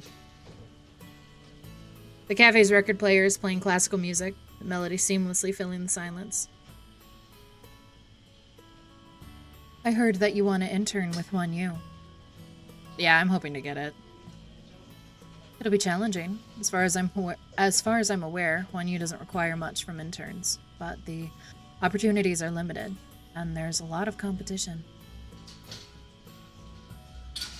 Iris's words make me feel as though a bucket of ice-cold water was just dumped over my head.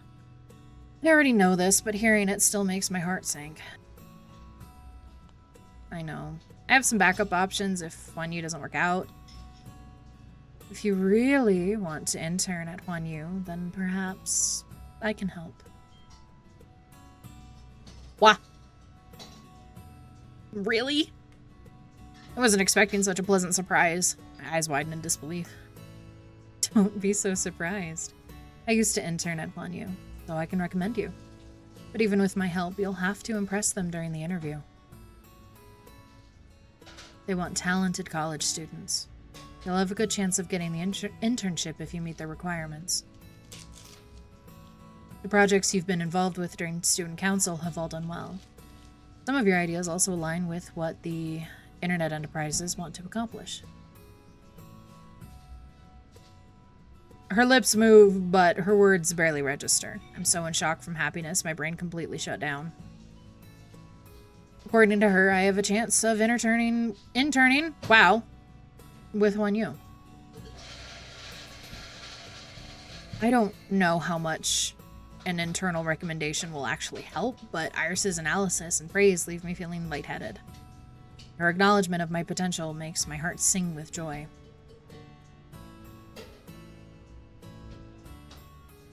I won't let you down. I truly did not expect this turn of events. I would have thought that Iris would be so willing to help me. We just met today. Thank you. I'll work hard if I get the internship. I'm recommending you because I have faith in your abilities. I'm so grateful. This cup of coffee has had an unexpected effect. Huh? I can help you get an interview, but you have to prove yourself. This should be no problem for you, right? Yeah, I've so got this. I believe in you. Why are you helping me? I've got this! You've helped the student council out a lot. How could a single cup of coffee be enough to repay you for all that you've done? Plus, I should be helping you out, shouldn't I? But... She suddenly winks, her words mysterious. Start absentmindedly, swirling the coffee with my spoon. The cup clinks and clanks, but I don't notice the crisp sounds at all. She flashes an amused smile from across the table and teases. You seem nervous.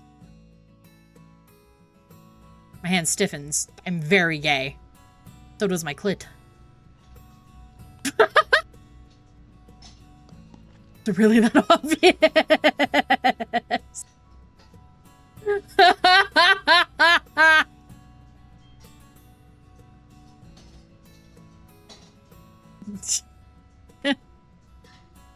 Yes, you're stirring my coffee, not yours.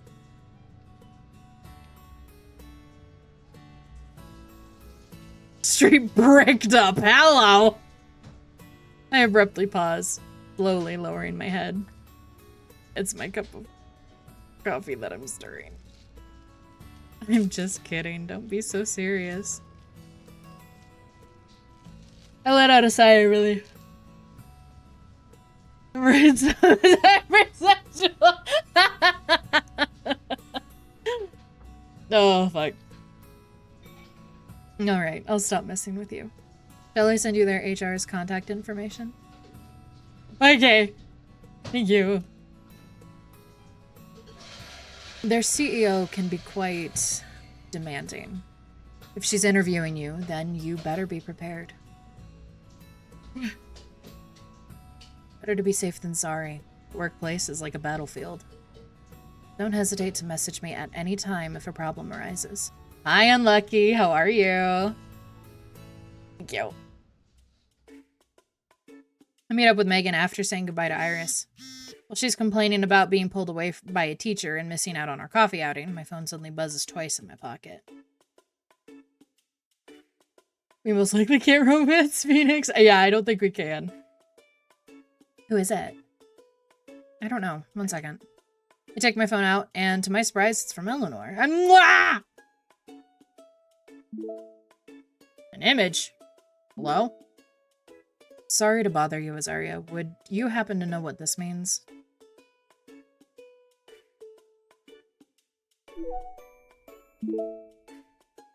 Are you doing her homework as well?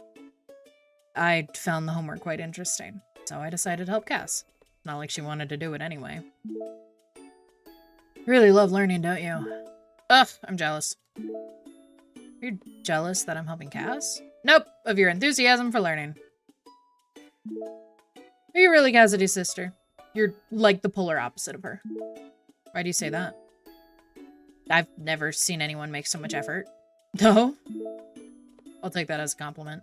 Let's return to my question. Please explain to me what this means.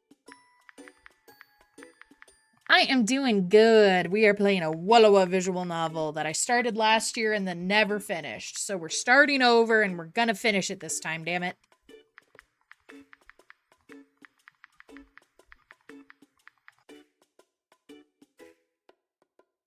Obviously, I let out a sigh before typing out a long string of words explaining what the comment means. We're in our 3rd year, so teachers make their comments as concise as possible. Completely expected for Eleanor, a newcomer, to not understand. After I hit send, she thanks me and leaves it at that. Oh. She must be studying on her own now. Fucking low reading streams. I'm glad. Someone was asking me about the homework. Let's keep going. Okay. We walk towards the school gate, but we unexpectedly bump into a familiar face. Azaria. Cassidy? The girl hunched over, gasping for breath in front of me, is Cassidy. The slacker who ditched class because she didn't want to attend an 8 a.m. lecture. Why?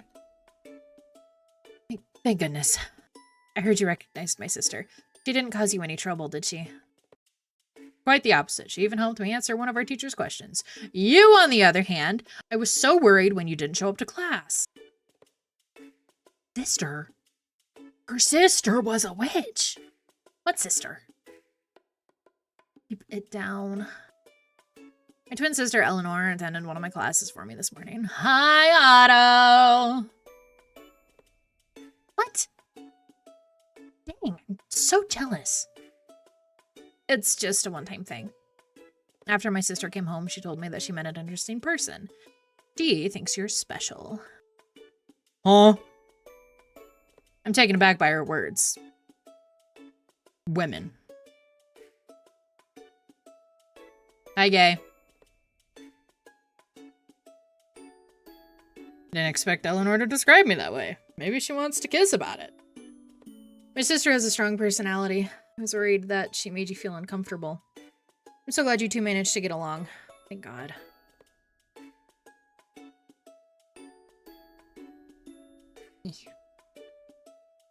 Guys, it is so dramatic. Oh my God. 245 new day. Thank you so much. Thank you so much. Holy streak. I know, right? Isn't that cool? Fun, my love. Fun. We are romancing ladies. We are a lady romancing ladies. I didn't want to get you involved. Don't worry, it's fine. Wallawa. Cassidy smiles and nods. Let them worry about their own relationship themselves. We should stay out of it. I love when bro. Me fucking too. Have you eaten yet? Are you tired after running all the way here? Let's go grab some food. What do you want to eat? Barbecue? No, that's too oily. What about Japanese food? Azaria just got back. We can have dinner today. Thank you, Vaughn. Thank you, my love. Why aren't you saying anything?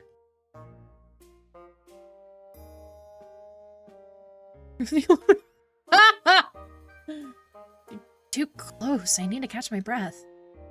I try to muffle the chuckle that comes out of my mouth. I really want to join them for dinner, but Iris just offered me the opportunity of a lifetime. I need to prepare for my interview.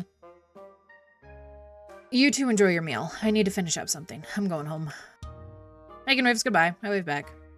Bye. See you later. Go get them, ladies. Sorry. Fuck. Cassidy shoots me a bleeding glance before I turn around to leave. She looks like she's being kidnapped. I chuckle. A week passes by, and Phoenix seems more and more like a fleeting dream. I often wonder if what happened that day was simply part of my imagination. Perhaps it's as Megan said, the car braked in time, but I hallucinated due to shock. The matter of finding my soulmate is put on the back burner. I managed to get an internal recommendation, so the majority of my time has been spent on prepping for the interview. I've been very busy every day. My interview is at 10 this morning. I want to make a good impression on HR. I wake up early and pick out an outfit. I didn't expect Megan to send me a string of messages. So early! Everyone gets a freebie to Lulu for a week pass every now and then. Azaria! Are you there? Are you there? It's urgent. Respond ASAP. Megan is an energetic and easily excitable person. She often blows up my phone with dozens of messages at a time. She's so cute. I'm already used to her impatient nature. However, she rarely texts me this early in the morning. Perhaps it's there is something urgent. That she needs my help with. I just woke up. What? Great. I asked a bunch of friends, and none of them are up yet. I'm coming to your place right now. Just you wait. Okay. I can't help but chuckle. The way she's talking sounds like a threat. Doesn't take long before the doorbell rings. Look at the babies. Look at the babies.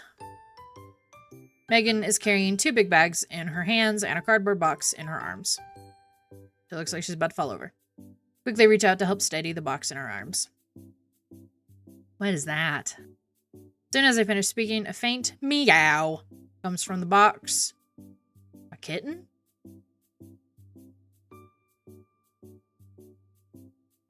As soon as wrong person.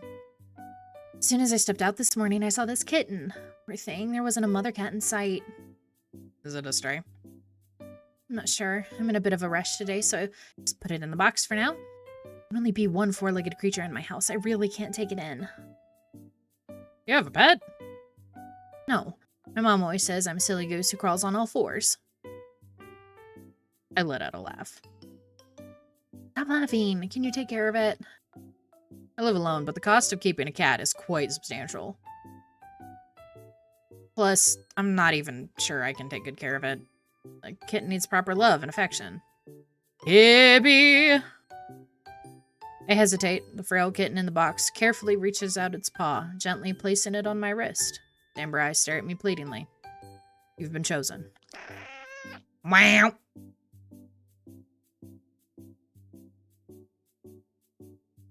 How am I supposed to eat reviews when it's looking at me like that? Am I about to become a cat lady? Fine, I'll take care of it. Megan looks at me gratefully. If she wasn't in a rush, she might have started crying. I'm so glad to hear that. I bought some things for the kitten, including deworming medicine and cat food. Use it how you will. By the way, why are you up so early? I have an interview with you today. What? Today? Oh, I hope this doesn't affect anything. I'm so sorry. Why don't I go with you? It's okay. I'm prepared. Plus, don't you have class today? Hurry up and go to school. I really don't want to. Good luck with your interview then. I'm off. Again. Huge. Do you have any idea if you'll ever get it back?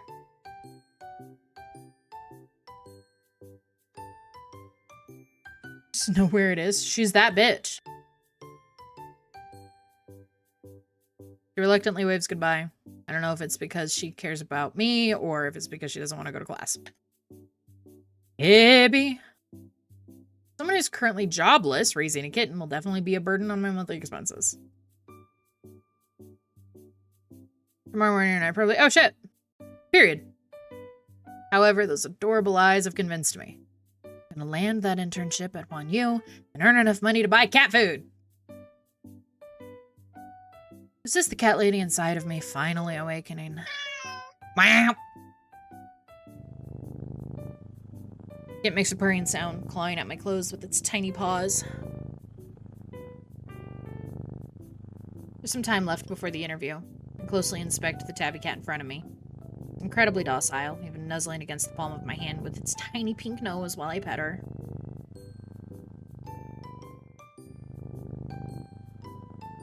I'm not scared of people at all, though perhaps it was abandoned by its previous owners. I shudder at that thought, my affection for the cat growing 10 times stronger. What's up, Evan?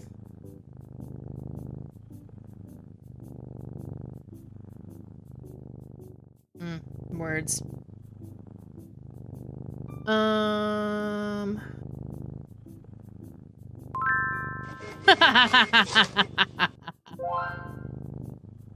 Been a while since I've seen the Ozza juice. Hell yeah. Hell yeah. Good shit. Oh, thank you.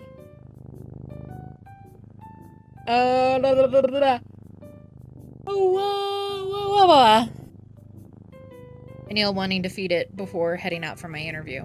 I open my mouth to call it over before realizing that I don't know its name. Get your answers, please. Do you have a name?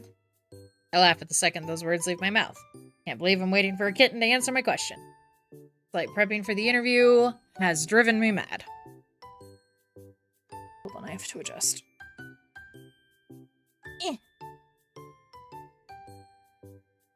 It's actually the healthiest thing for you. All doctors recommend it daily.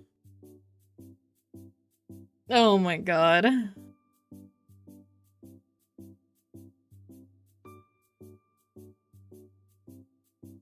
Do you guys remember? The answer will be no, because none of you were here back then. One Christmas, I think either my first or second year streaming, I made cookies, right? And so they were like red velvet cookies, and then I made a like frosting drizzle to go over them, right? So we all know what like a cream cheese frosting like vibe looks like, right? We know what that looks like. And so I posted a picture of those cookies, and I joked in the caption, and I said, I'm finally done. I only passed out 7 times. And so many people thought I was serious.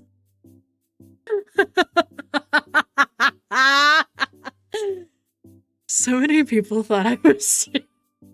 You're so strong for that. I know. It was so funny.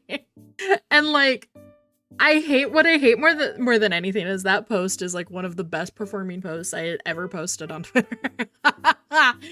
And that is really diabolical. I'm concerned he has no dead ass.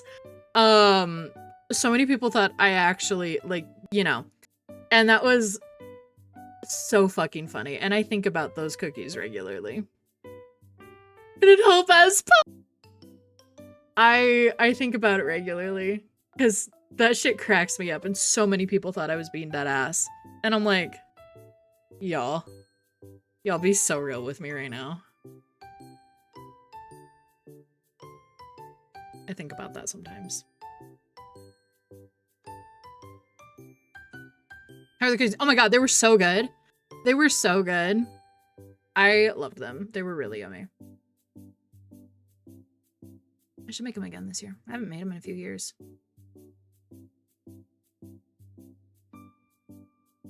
And they didn't actually have cum on them. Which is baffling. Sorry, I keep hitting my mic. Which is baffling to a lot of people. But they did not, in fact, have cum on them. What about Belle? What? You don't like it? Kitten silently stares at me. I see tears in the corners of its eyes. I'm no longer interested. Oh, I see. Oh, okay. All right, so you're all whores. You're all whores and sluts. Good to know. Good to know. I'm not going to come on cookies.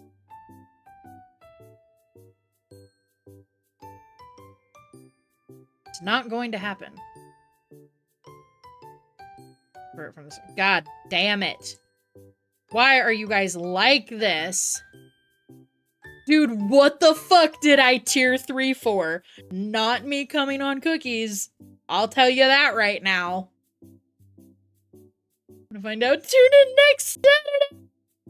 You make me so mad. I just want you to know that.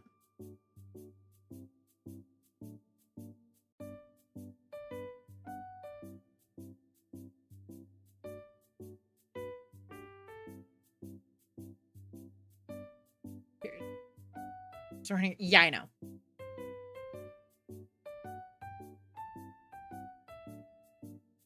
The greatest pastimes. I know, right?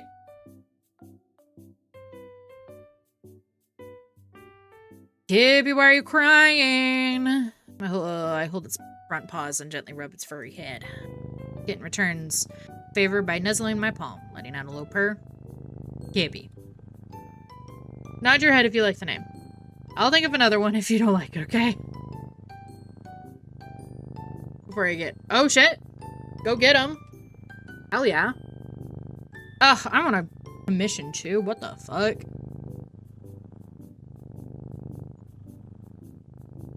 So you're okay with the new name? I'll call you Belle from now on. With even more force, leaving fur everywhere. I'll return. I'll be here. I'm about to continue playing with Cat when suddenly my phone beeps. Is it your interview today? Good luck. Okay. Why don't we grab lunch together after everything's done and over with?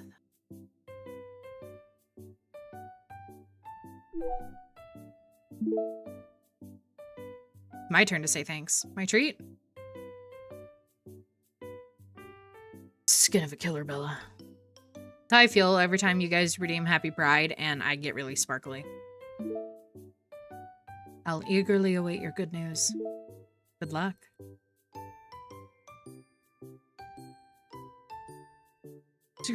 Bro, God forbid there's a little yearning, a little plot. She's hitting on you. Only met her once. I can tell she's into you. Meow. Because that's what that sounds like to me. You just scared this part. Devastating. Forgive them. Well, learn the ways of Woolawa. Learn patience. Huh? Sundown startles me. I look around everywhere, trying to find the source of the voice. There is no one around me. There's only Belle. Who's currently, fuck me, dude. Currently licking its fur. Am I hearing things? I look suspiciously at Belle. The only one who could have made that sound is her. Under my gaze, Belle stops licking her fur and speaks. No. What the fuck? Am I hallucinating because of all of the trauma I've experienced? Stray cat I took in can speak? To me, that's... no. Anyone would find that weird. I sharply inhale. My voice trembles as I ask. Belle, were you the one speaking just now? Oh, so now you're quiet. Belle, you can talk! I'm giving you back to Megan if you don't speak up. Are you abandoning me again? What do you mean again? Is it blaming me for being abandoned by its previous owner? I stroke its head and accept my fate, hugging it in my arms. Relax, I'm gonna take good care of you. I won't abandon you. Now that I think about it, I feel like I'm the one who's been abandoned by fate. I let out a sigh. The fact that Belle can talk makes my heart sink. My mind immediately wanders to the car accident again. Sunlight seeps through the curtains, swirling together with the horrifying white light from that day. Thoughts are a shaky mess. Proof that the supernatural exists. Phoenix wasn't someone I hallucinated. Does that mean what she said about me having to find a soulmate is true? Am I gonna die if I don't find my soulmate? Zaria, it's 9:30. Slips by while I'm trying to sort out my thoughts. Before I know it, it's almost time for my interview. Since you can talk, then you... Oh, a cat staying home alone should be fine, right? Don't climb out the window, don't go outside, and don't open the door for strangers. I'm heading to my interview. Be careful on the way there. I have to drink water. I have yet another character to voice.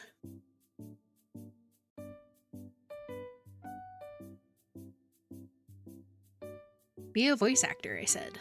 It'll be fun, I said. Slammed the door shut. I don't have much time left. I decide to hail a taxi. It's actually on some shit.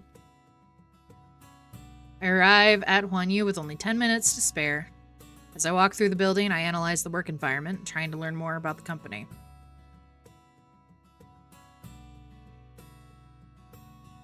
To the end of the sentence, I don't get paid enough for that.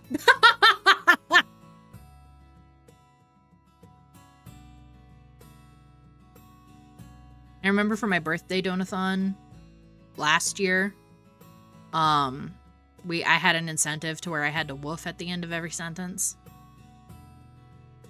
How much do you need to get paid? Fuck, dude. Oh my god. All right, where are the Oilers? Oh my god. Luxana said, actually, they wouldn't meow. The employees walking by me don't seem to be in any rush. I peer through the glass door. They seem to get along with each other. Work environment seems amazing. My admiration of Huanyu goes up.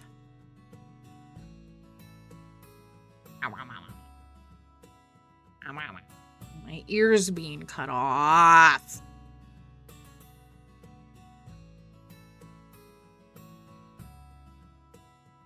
How was it?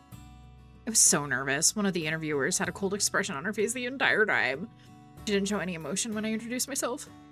Oh no, I didn't prepare to answer any questions. Am I done for? I ignored the incessant chatter around me and sit down on one of the benches outside the office, silently repeating the words I'd prepared for the interview in my head. Well, the woofs was 300.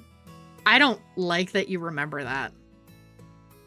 I know that was because of a conversation we had recently, but I still don't like that.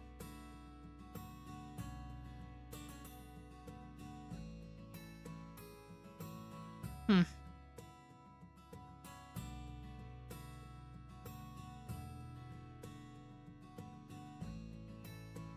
here.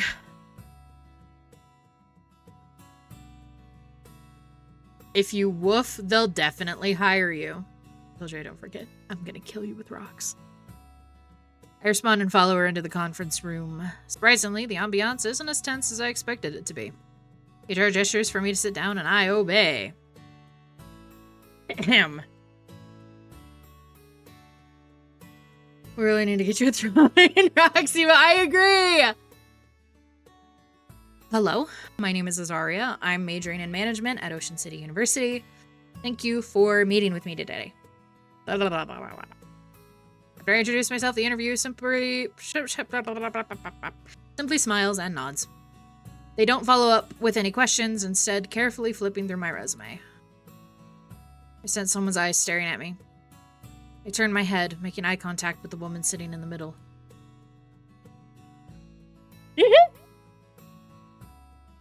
Jam! Hi, honey. Hello, sweetheart. How are you? How was your stream? Oh, you were playing E33. How was E33? How was it? Told me I was gonna cry this hard. Yep. Yep. Yep. Did you finish it, or have you just started it? Like, what are we doing? What are we doing?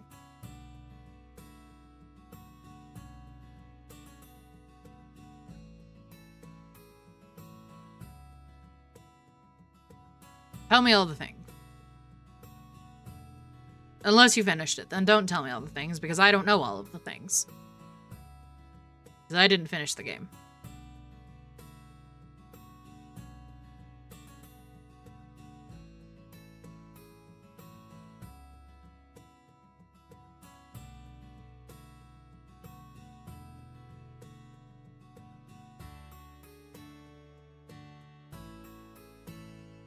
Okay.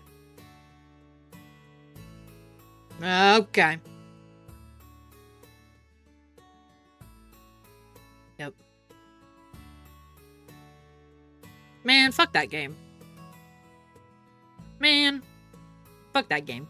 Anyway, I hope you at least had fun with my big model. Hell yeah.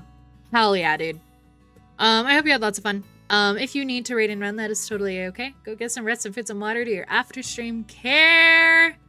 We are playing a Wallawa visual novel today. We are kissing ladies. We are kissing ladies, and I'm really excited about it. That's what we're doing today. So I would love to have you hang out. That'll be, oh my god, that'd be great. I have to hydrate. I have to voice another bad bitch. She's dressed in a sharp suit, her expression cold and composed. So into it. Her unsmiling face radiates an intimidating aura. Our eyes meet briefly before she slightly frowns and looks away. My heart stops.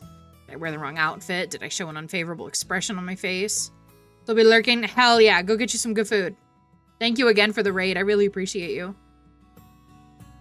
Mrs. Azaria, we've reviewed your resume. We have a few questions we'd like to ask you. It's time. Sit up straight, carefully observing the interviewer's expression before formulating the words in my head. All at once. I have 2 hands and 2... Amen! Amen, Sparkle! Amen. I like the way you think. What?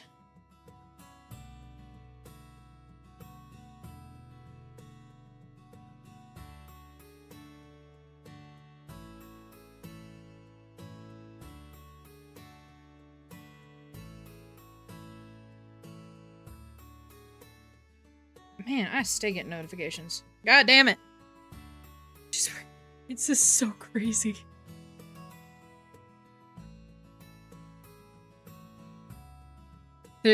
Fuck, rest in peace. Homage for real. Rest in peace, dude. Man, you are old. In the corner of my eye is the woman who had just frowned. My heart skips a beat. I let out a sigh. I don't know what the results will be. What I do know is that I've tried my best. We're satisfied with your resume, but... my bones, they creak. In your opinion, what advantages do you believe you have over other candidates? A voice suddenly interrupts the interviewer.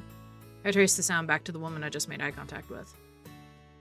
She looks at me with a calm gaze. I feel as though I'm being judged. Is my weakness not gonna lie? No, right?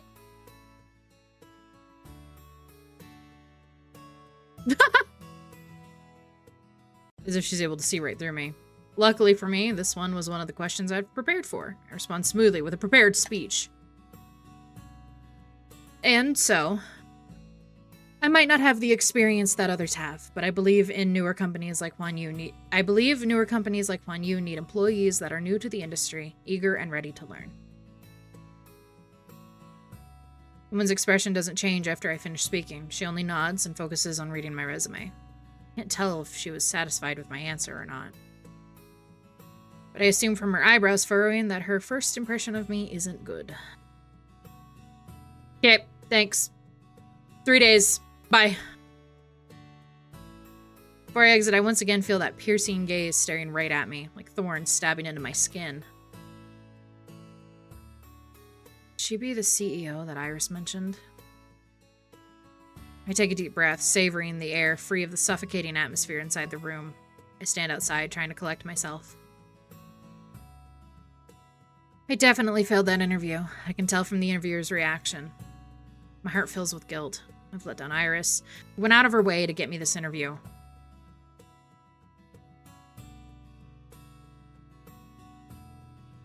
I enter the restroom and almost immediately exit once I noticed who's also inside.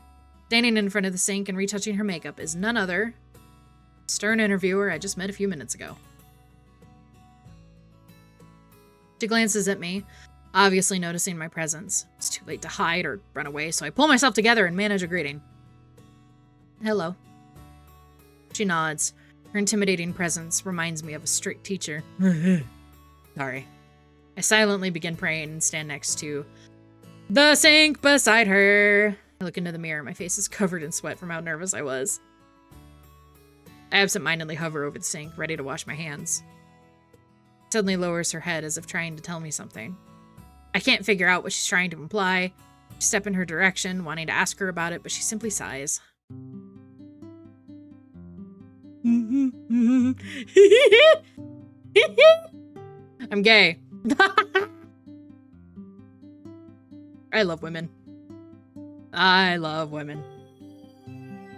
I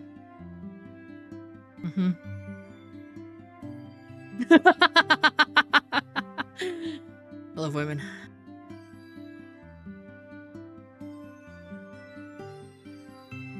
I'm gonna earn in this game. It is so pretty. I love 3.0 puppy. I'll kill you. Forget the job, bro.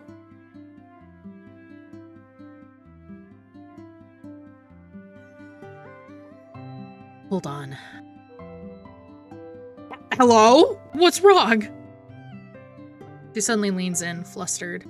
No, not comma. Flustered, I'm completely unsure how to address her. Seems to notice my nervousness as I stammer. Sounds good too, fuck. My name is Victoria. You can call me Victoria. Okay. Executive chief. Suddenly referred to her as executive. I don't even know if that's the position she holds. What if she's not the CEO? She doesn't say anything. Instead, she sighs, the expression on her face softening. She gently tugs at the hem of my shirt before wiping it with a paper towel.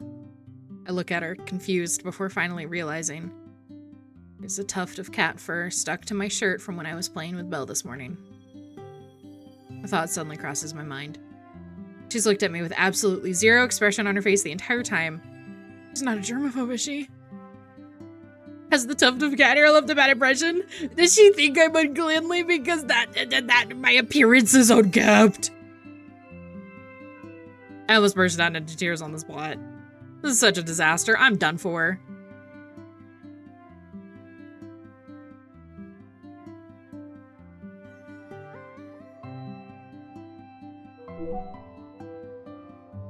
I'm so sorry. It was a complete accident. I'm sorry for troubling you. Victoria doesn't speak. She continues looking down. She seems to be greatly offended by that tuft of cat fur. I'm really sorry. I'll be more careful next time. Then when I get another chance to come back here. The cat hair is stuck to my shirt and refuses to leave, no matter how hard Victoria wipes. One of these two! I'm completely overwhelmed. All I can do is look down at her as she's attentively trying to clean my shirt. Victoria seems to be stuck in a dilemma. Her movements abruptly pause. I notice that she's not touched the cat fur directly with her hands even once. You don't like cats? She suddenly realizes that her actions have been somewhat rude and apologizes. I'm sorry. I couldn't control myself.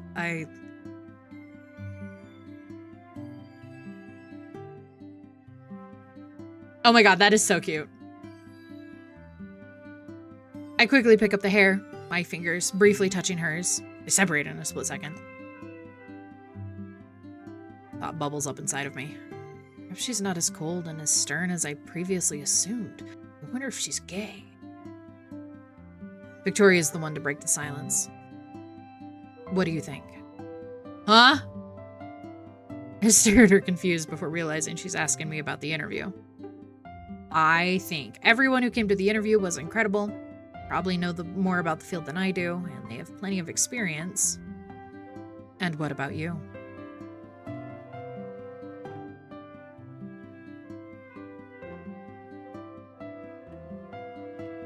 I'll gain more experience by working here.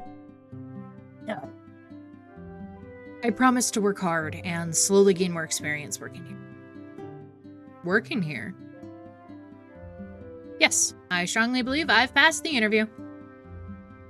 You are certainly full of confidence. I shouldn't be too negative and full of self-doubt in front of an interviewer, but I also shouldn't be overly confident. No longer filled with nervousness. I calmly meet Victoria's gaze, not wanting to miss any expression that might cross her face, even for a second. But nothing! She's as expressionless as always. I head home and wait for our response. Okay. Bye. Bye.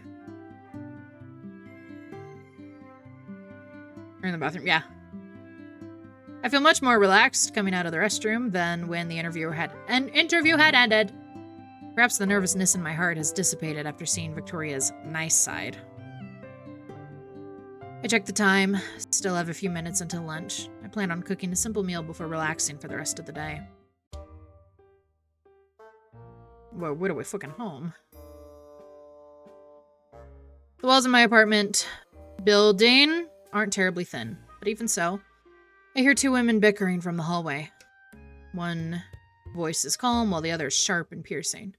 Both voices sound vaguely familiar. Are my neighbors arguing with each other?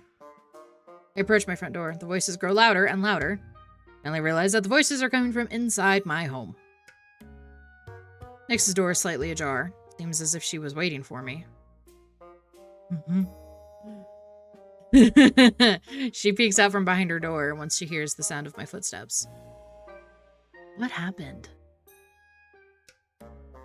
Nix looks at me with a puzzled look. Two people are arguing inside your home.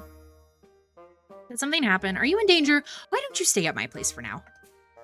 I have no idea. Let me go take a look. Want me to come with you? I can protect you if something goes wrong. I'm worried there might be a thief in my apartment. I don't want Nix to be in any danger, so I shake my head no, refusing her offer. I tell her to wait outside and to call the police if anything happens. I enter my apartment and find my home in a complete mess. You're so scary. Meow. Why are you so mean? Isn't that Belle's voice? I look at the shorter girl, astonished. World's really her. She can speak and can transform into a human. What the fuck? Nonsense. That was acting the most scandalously. I can't understand you. Yeah. Can you speak normally? Suddenly a sound comes from outside the door. Seems like Nix bumped into something. What happened? Turn around, noticing a serious expression. I don't wanna. that I've never seen from her before. It quickly vanishes, and a smile is back on her face in no time. Seems like you don't need my help. I'm pretty busy, so I'm heading back to my apartment. Okay, bye. Bye. See you next time. I returned to the living room after saying goodbye to Nyx, staring viciously at the woman in front of her, struggling to maintain a relaxed composure. As for that other woman, well, she is no stranger either. It's the one who saved me from that car crash. Phoenix. Belle. And Phoenix. But who is this redhead? On hearing my voice, Phoenix glances at me. Azariah, beware. Creature before thee is a cat demon of 1,000 years. Shun it, for it shall bring thee only calamity. You mean Belle? Phoenix nods. It's a cat demon. My suspicions from earlier this morning are confirmed. I let out a sigh of relief. Phoenix, what are you doing here? Didn't you say you were secluding yourself for cultivation? Seclude? Cultivation? These are terms from hundreds of years ago. I can't believe people are still using them. And why not? My seclusion is to purge distractions, and my cultivation doth aid me in absorbing the essence of the universe. Such pursuits serve only to fortify my path. How doth this concern thee? Just reload her fuck, dude. Fuck. We are truly cursed to be men. Okay. So they were the ones arguing. There's a pill for that! Antibiotics.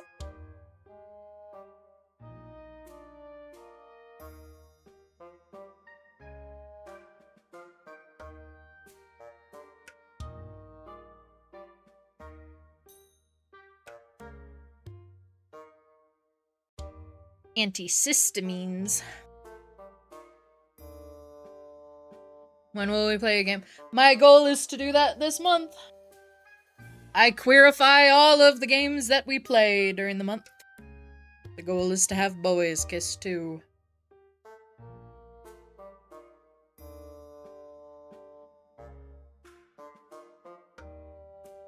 Why do I have to stay away from Belle? Why is Phoenix back?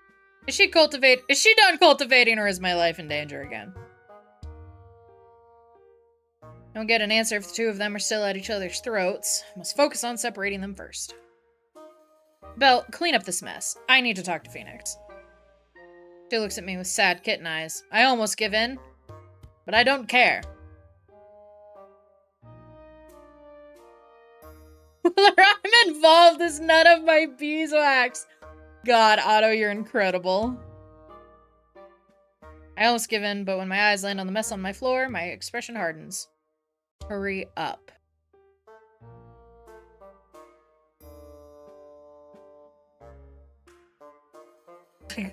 Jesus Christ. Belle lets out a begrudging meow and reluctantly starts cleaning up the mess on the floor. Minecraft for real, yeah. Phoenix, you follow me. Okay.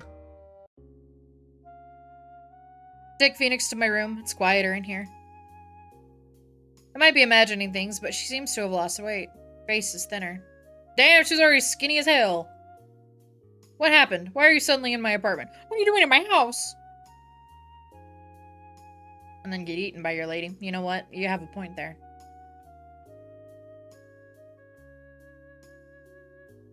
As of this day, my spiritual power is gravely diminished. Were it otherwise, I would have banished that wicked cat demon without fail. Well, shit. She speaks in a calm manner, but I can tell she has something against Belle. Demons and all. Something happened. A dozen years ago, she and I served beneath the same master. Yet the cat demon was an omen of misfortune. I warned her master against her, yet to my astonishment, she pauses before swallowing her thoughts. Never mind. How came she to find thee? A friend picked her up from the streets. No one wanted to take her in. I took pity on her and agreed. Guys, it's hot. I'm 2 seconds from being fussy. I just want you all to know. 2 seconds from being fussy.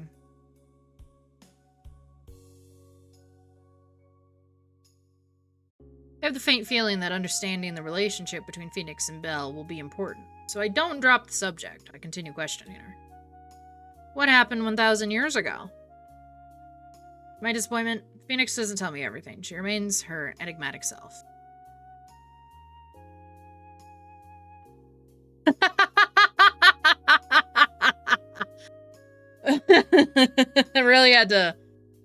really had to twist your arm on that one, huh?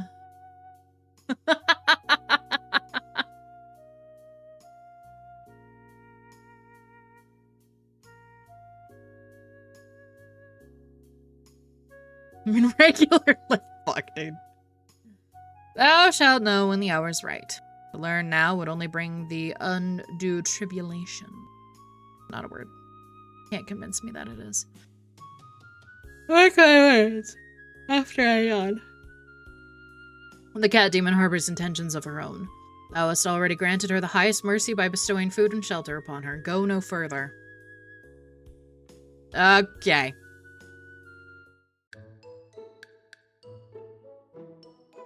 I speak alone with Belle after ending my conversation with Phoenix. What happened between the two of you? She shows up, and she tells me she wants me out of the apartment. Of course I'm unhappy about it. That old geezer has secret plans inside her head. Who knows what she's thinking? I sigh. Unsurprisingly, Belle also holds animosity towards Phoenix. Why is your relationship with her so bad?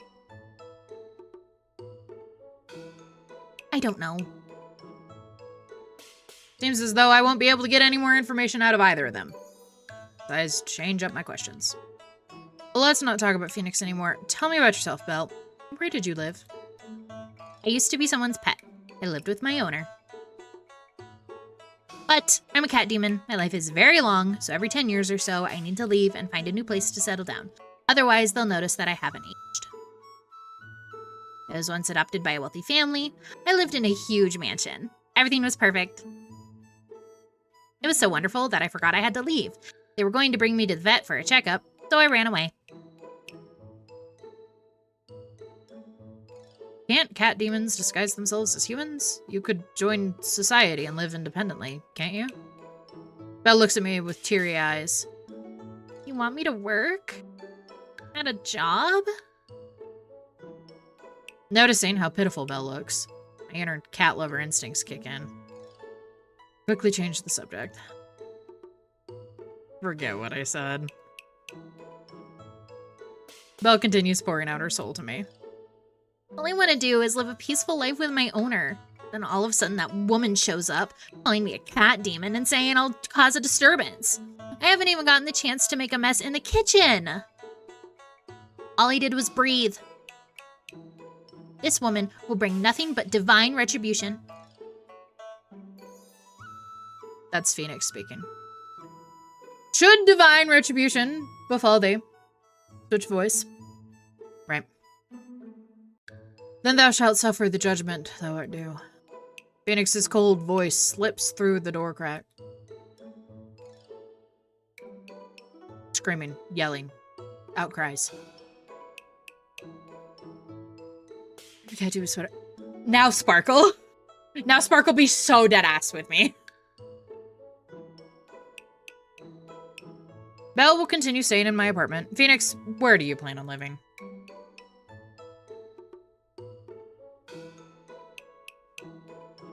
I must trespass upon thy comfortable dwelling and reside here for a time. I must shield thee from impending doom and lift the curse that hath befallen thee. Okay. She exudes a powerful aura, one that makes people inclined to listen to her. Perhaps this is the purpose of a guardian angel, to allow lost souls to feel at ease. Talking with her has helped me calm down. I no longer feel frantic. Now that I think about it, I haven't properly thanked her for saving me. I open my mouth and Belle interrupts, shouting, I disagree. Overruled. Meow.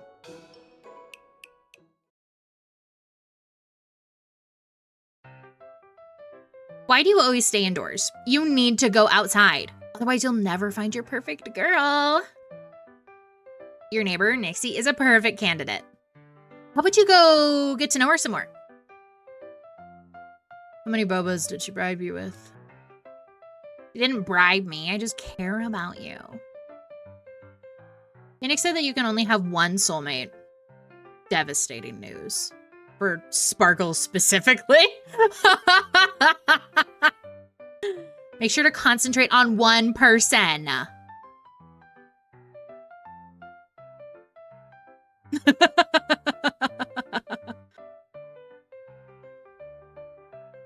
At the end of the day, you can only pick one person, even if you have feelings for multiple. Forced monogamy, ew.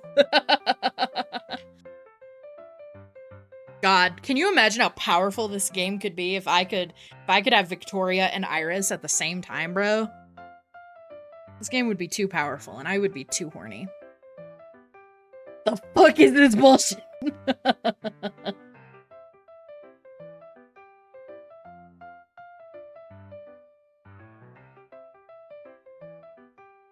I don't want a love that's like fast food. I want someone who understands me. Someone I can trust. Alice, you're a freak. You're a freak, I know what you are. I want someone who sees me as special, irreplaceable, unique. I'll treat her the same way. Okay. I stand by what I said.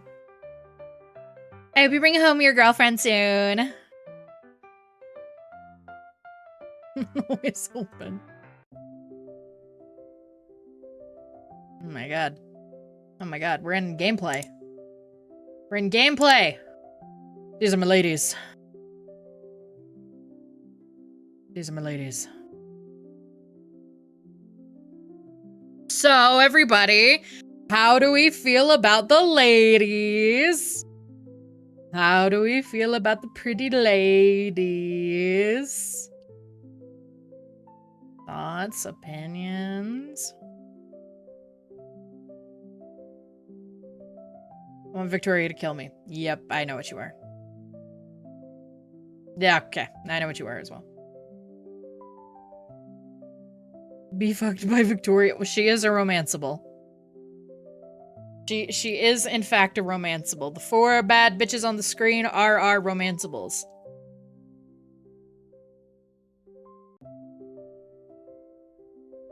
I don't know for interesting. I see. I see.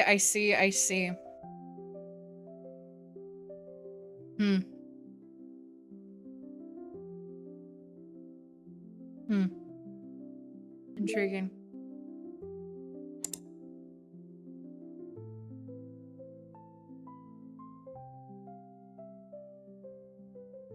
Sometimes gets up. Probably.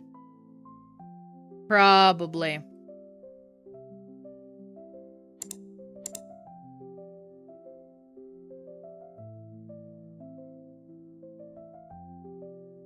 My own order. Nyx, Victoria, Iris, Eleanor. I see.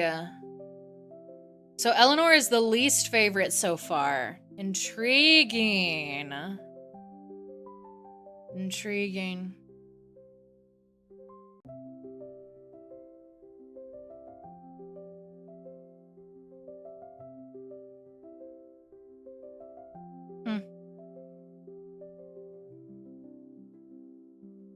Intriguing.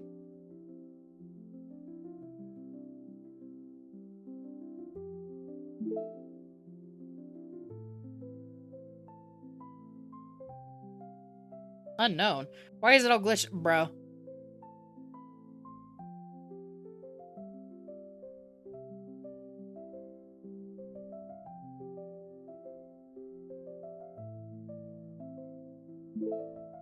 I wonder, best way to...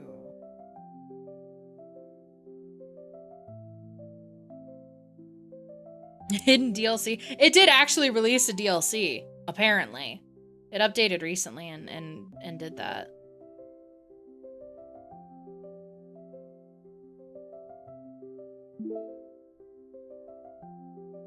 So the question is... Who do we wanna start pursuing? Who do we wanna start pursuing, bad bitches? I have my vote. I know who I want to start pursuing.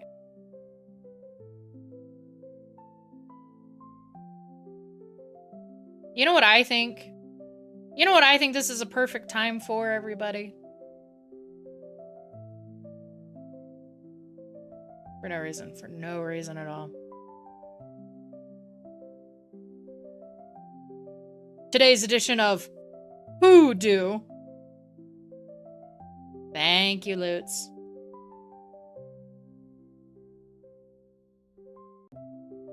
Let's get a poll up and running. Let's get a poll up and running.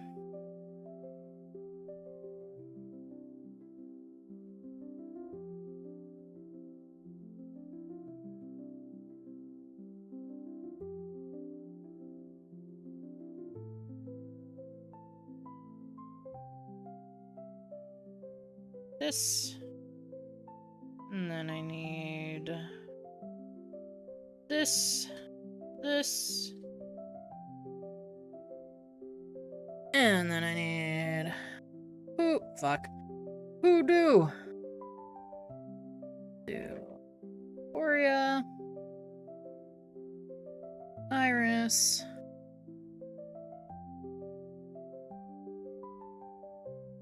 Bro, how the fuck do you spell Eleanor? Bro, how the fuck do you spell Eleanor? It's not a real name. Can we do them? We cannot. We were, thank you. Thank you. I don't know how to spell, I'm just a girl. That's still not how you spell it.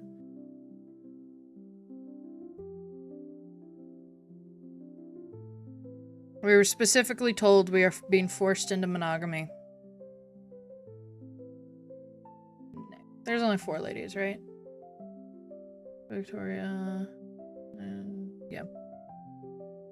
Forced monogamy. Okay.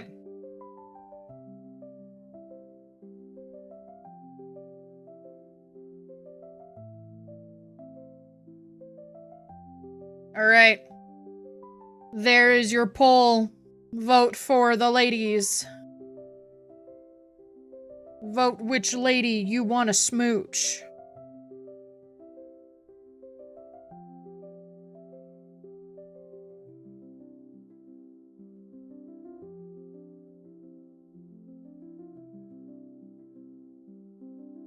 Victoria off to a crisp lead.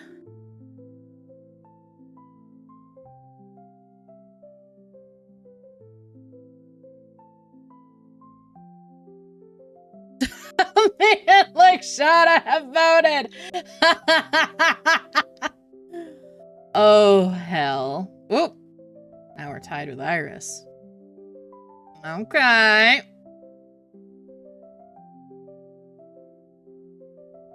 Here, allow me to pull up the ladies again for anybody who's forgotten. These are my ladies. These are my ladies.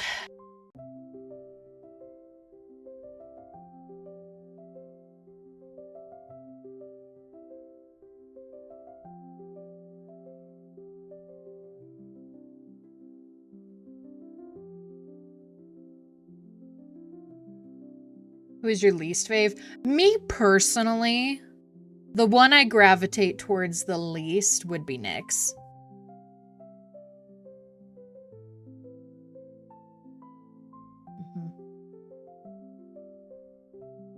Let me choose some Victoria propaganda is crazy.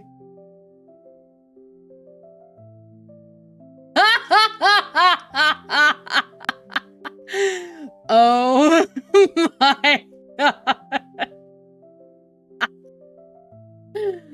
Oh, fuck.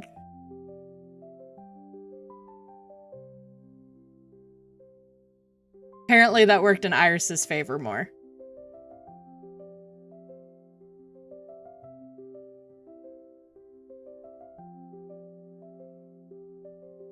For Nyx. I think Nyx is a cutie. I do. I think she's a cutie.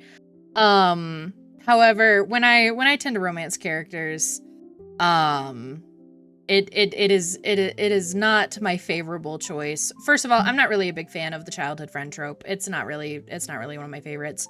And I find Nyx to be, at least in this stage that we know her of, which is very early, she is a very childlike character. She is very childish and youthful.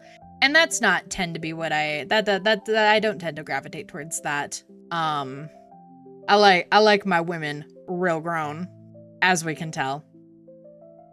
And she's just got a very childish nature to her, which doesn't tend to vibe with me. And when she interacts with the main character, the energy and the parentification of the main character immediately upon interaction is tiring, as somebody who is parentified often. I feel like Victoria and Iris are like if my Switch ass feels like being a sub or down respectively. No, that's so fucking real though. Looks like it's gonna be Iris. It's mommy, but not, yeah, it's mom, not mommy. You know? I don't want to be mom.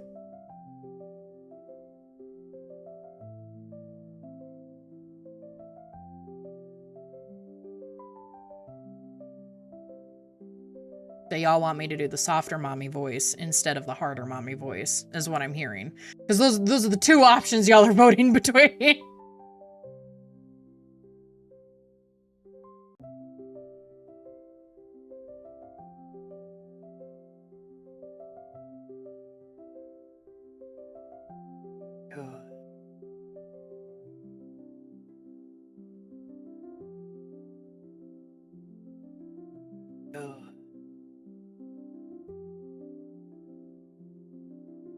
Well, luckily, we have a little slightly more affection with Iris than the other ladies, besides Nyx. We have a lot extra with Nyx.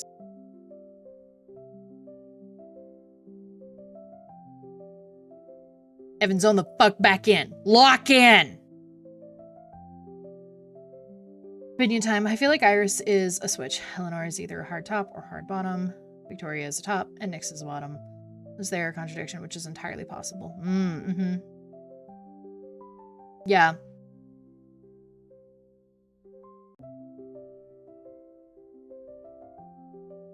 Yeah. Mm-hmm.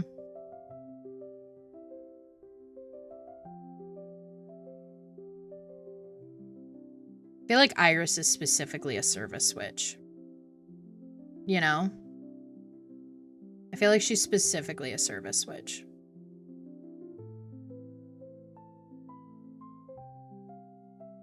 Modded Minecraft. I do love modded Minecraft. And it looks like Iris is gonna be our lady. We're gonna smooch the pretty white-haired lady. So, am I able to interact with them? Oh! Yep, I sure am. Well, there we go. We're picking Iris. It's time to smooch.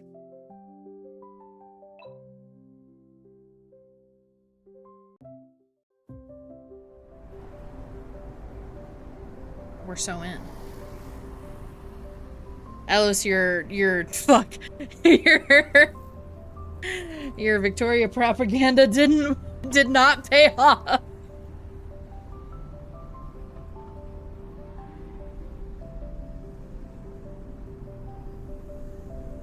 Where's it? Aw, dang it. Aw, dang it. Sunlight pours out onto the afternoon street. Soft golden rays filter through the leaves and dance across the asphalt. I still feel drowsy with the gentle sunlight illuminating my cheeks. I close my eyes in a futile attempt to return to a land of pleasant dreams. I was so sleepy. That nap didn't help at all. I'll go buy a cup of coffee instead. My school is in an excellent location. There are all kinds of shops and stores nearby. Everyone often hangs out in the area after classes are over. It's that cafe. I could order myself a nice drink and relax. Maybe I'll even work on some of my papers. Papers. Cross the street and walk towards the cafe. Loudest bell I've ever heard in my life. The bell hanging on the door rings as I push it open. A clear, melodious sound fills my ears. The sweet aroma of coffee slithers into my nostrils. Slithers? Terrible descriptive word. The anxiety that had been building up over the past few days finally begins to ease. I decide to spend my time here. Walk towards the counter to place my order. What would you like to order? Oh, shit. Oh my god. Should have known it was her. She's so cute. I look up from the drinks menu and my gaze meets a pair of clear, sharp eyes. There's a flicker of surprise in her eyes, but she recovers quickly, her hesitation giving way to a gentle gaze. I couldn't contain the shock written all over my face. I had to say something. Ah! What a coincidence. Our fates must be intertwined. What are you doing here? Bro, she's working, obviously. I'm friends with the manager of this cafe. I sometimes lend a hand when things get busy. What would you like to drink? It's coffee or maybe something with milk? What would you recommend? It's my first time visiting this place. I remember you prefer sweeter drinks. What about a macchiato or an oat latte? Girl, gay. An oat latte? You're gay.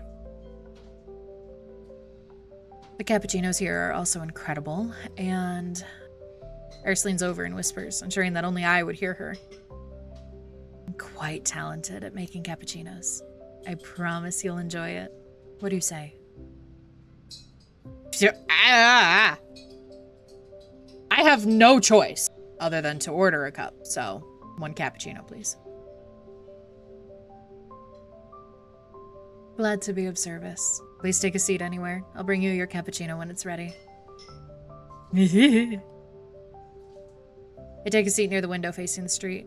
The cafe's interior design is simple but elegant. I quite enjoy it. Espresso? What a fucking espresso.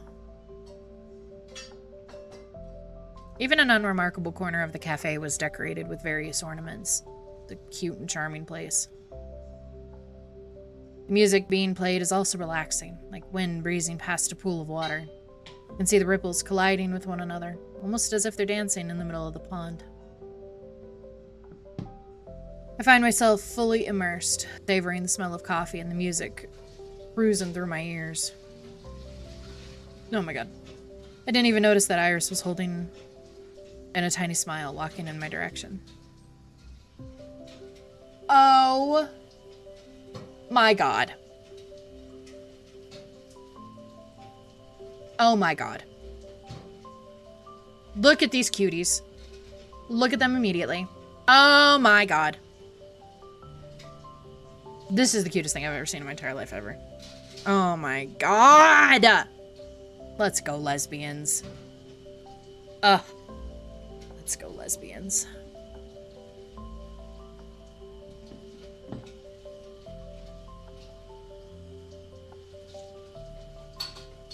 Miss, your coffee. Found something on the tray that I hadn't ordered. A delicious looking brownie. Shh. I didn't expect to bump into you here. This is a little present from me. I want to kiss her so bad. Girl, biting into a brownie should not be crunchy like that. Surprise is written all over my face. Happily grab a spoon and scoop part of the brownie into my mouth. Oh, okay, there's nuts on the brownie. Okay, okay, I understand. That's fine. I'll allow it. The crunch is now allowed. Oh my god. We are describing this brownie in great detail. The nuts scattered across the top layer of the brownie mix amazingly with the lava chocolate inside the brownie. I can feel the sweet flavors exploding in my mouth. You know what else can explode in my mouth? Iris. Thank you so much. The texture of the crushed hazelnuts also helps counteract the sugary taste of the chocolate ganache. My eyes light up.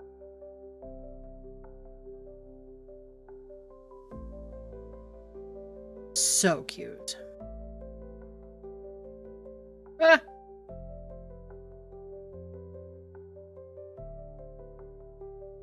Iris, still beaming, looks down and straightens out her uniform.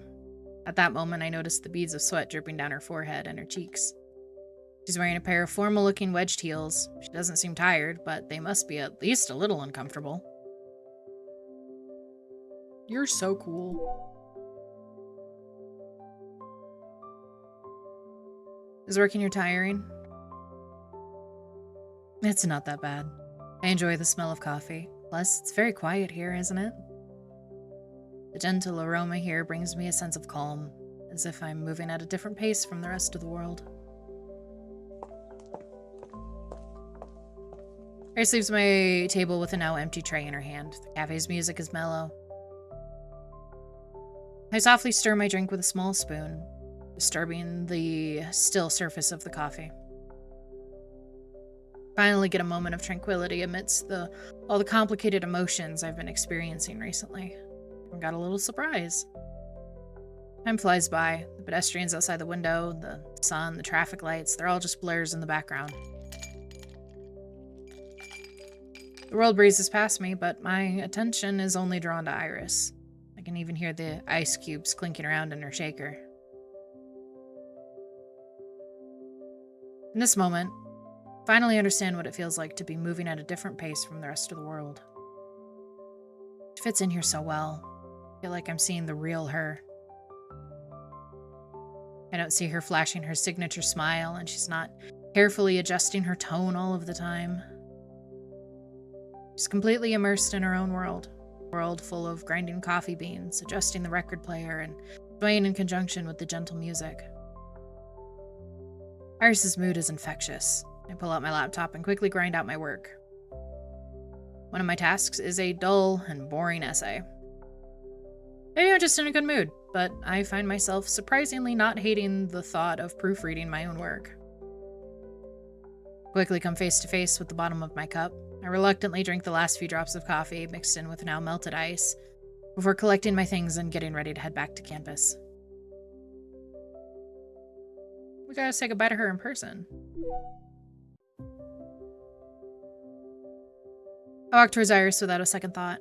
She's currently cleaning up some spilled coffee grounds. Her sleeves are rolled up. I see her long, elegant arms.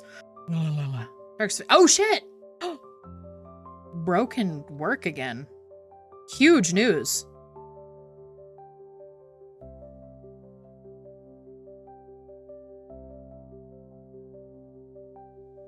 I'm heading back to campus. Is it time for your next class? Be careful on your way there. Fucking finally. I know, right? For the third time. Right. Cross your fingers. And just one thing. When does your shift typically end? Around 6. Why? She looks at me inquisitively. Can't help but feel nervous. I heard that a new boutique opened up around here recently. You're free after work. I'd love to check it out with you. I'd like to repay her for helping me secure that internship. I can buy her a gift or something later. But also kiss. I'd love to, but I'm afraid I can't.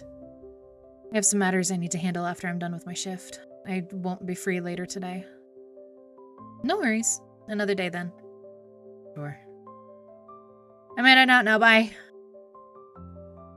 Take care. Bye.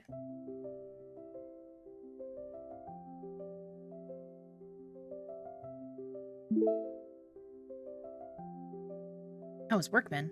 Oh my god.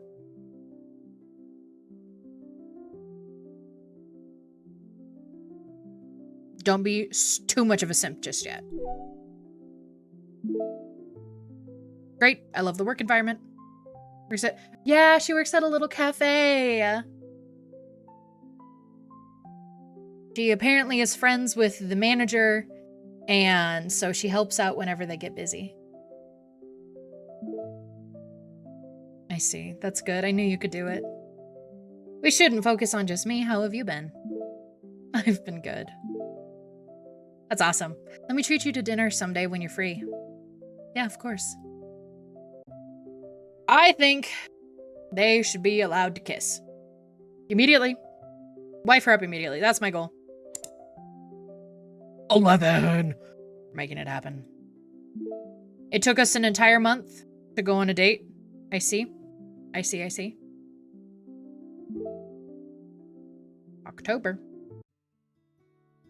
My eyes. Greetings, Azaria. How does that fare?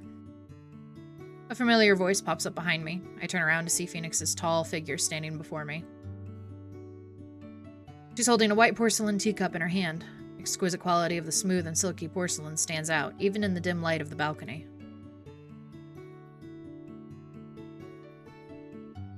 I wonder if they've adjusted, because they did update the game recently. I wonder if they've adjusted how you begin routes and stuff, because I don't remember being able to go out with someone immediately.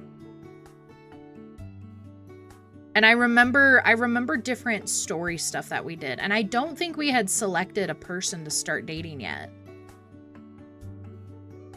And twigging. Taking a closer look, I notice intricate patterns on the teacup. Sharp lines and soft shadows weave together, stunning miniature landscape painting. Absolutely, certainly do not own a cup like this. My mom and I would have turned it into a family heirloom if it did. Did you buy this? I asked, curious. Nay. Nay, nay. It is simply one I have grown accustomed to using. I brought it along as I shall be living here henceforth. I nod after hearing her answer, but I'm still unable to contain the question looming in my heart. I just want everybody to know, can I be super honest and vulnerable with everybody really quick? I really want to play Water Park Simulator. It must be summer. The urge is there. I want to play Water Park. I just want everybody to know that. Jam! Thank you. I appreciate you. I've been wondering, what should I do? She pauses, taken aback. Ah, I see. Thou art troubled by thy fate. The past life was smooth, uneventful, yet now, facing uncertain doom, thou findest thyself lost. Fret not. I'm back after eating. How was your food? What did you have? We shall persist and free thee of this most dreadful curse. And here you read, very good. Remain calm. No matter what may come, I swear upon mine own existence to protect thee. Would that be too much pressure on you? My words surprise her. And chicken strips. Oh, chicken strips would cure me right now, bro.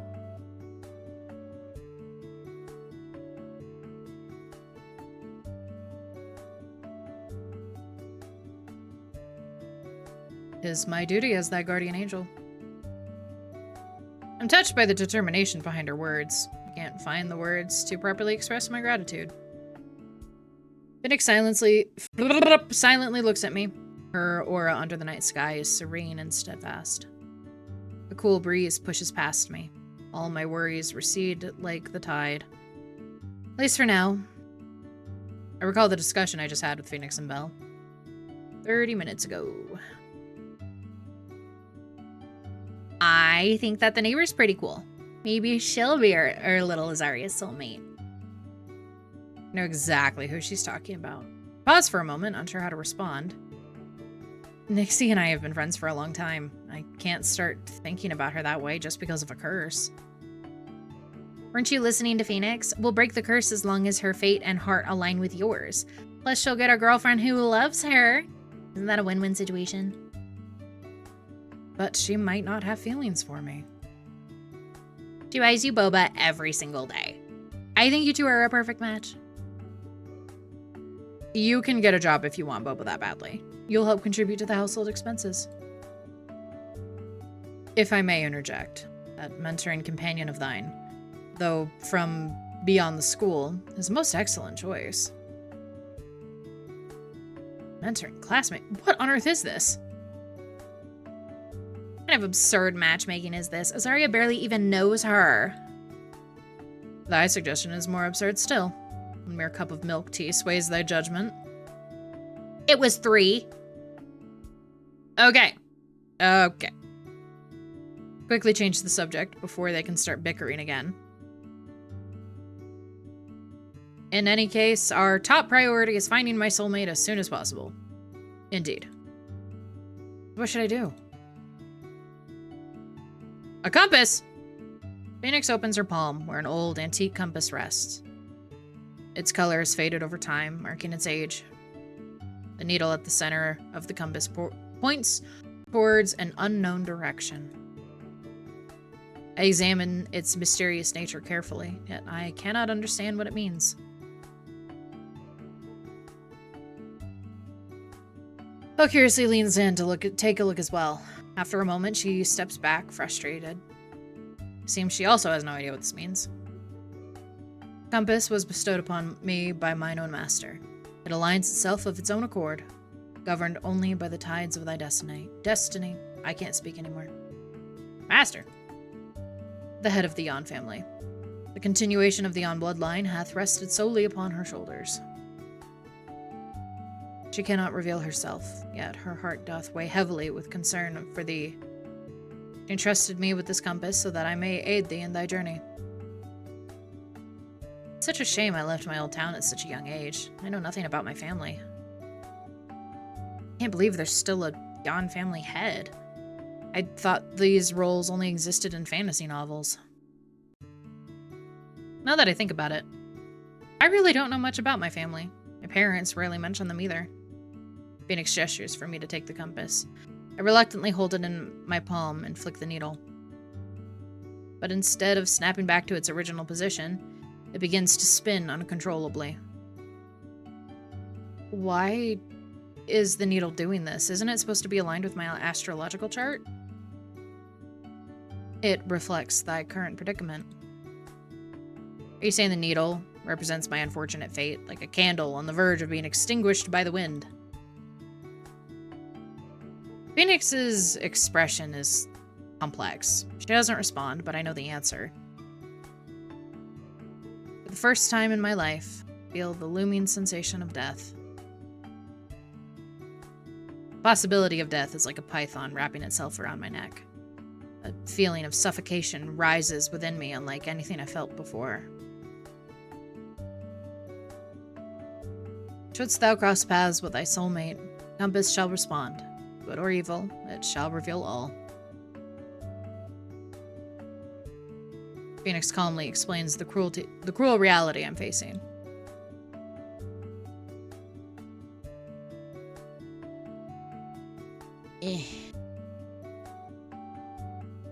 Oh, good. In order to survive, I must improve my relationships with others. I'll have to rely on their feelings to continue living. Crazy work, by the way. What is love? Is it really fated destiny if I approach someone with the intention of falling in love with them? This approach conflicts with my belief of what love is. You mentioned the family head. Can we ask her for help? Maybe there's another solution. This is the sole recourse she hath revealed. Fate is cruel. Even the immortals struggle to defy against its threads. Strength enough to shake mountains would still fail to alter the course of thy destiny. Panic and fear overtake me like a tsunami. I'm drowning under these waves of emotions. Murderous intent! Please!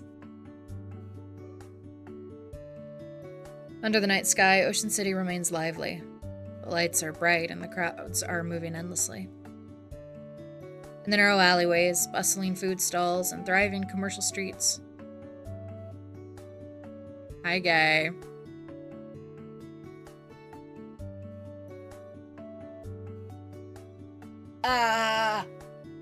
Okay. I swear, okay. Bustling food stalls and thriving commercial streets, groups of people chat and stroll in every direction. Everyone's enjoying this ordinary day. But all of this seems so far away from me. My life is like an hourglass, counting down with every grain of sand. It was all so ordinary back then. I didn't expect to feel like this. I'm so immersed in my own sadness, unable to escape from the misery that's consuming me. Phoenix can sense my inner turmoil. She silently stands. Aki Ayamu. Hello, my love. Silently stands to the side, waiting, only to let out a sigh once the tea runs cool. Hello, my wife. How are you? How is your day going?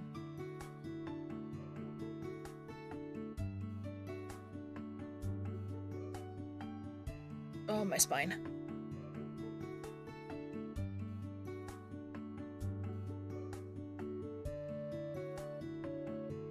Work was fucking evil. Blow them up. During Pride Month? No, fucking honestly. That is fucked up, bro.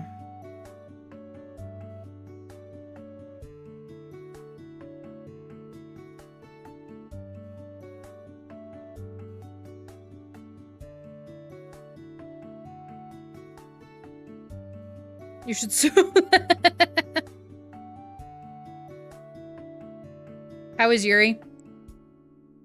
The goal is to smooch a lady.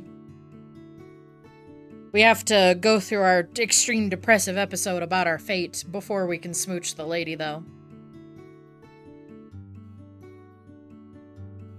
So, here we are.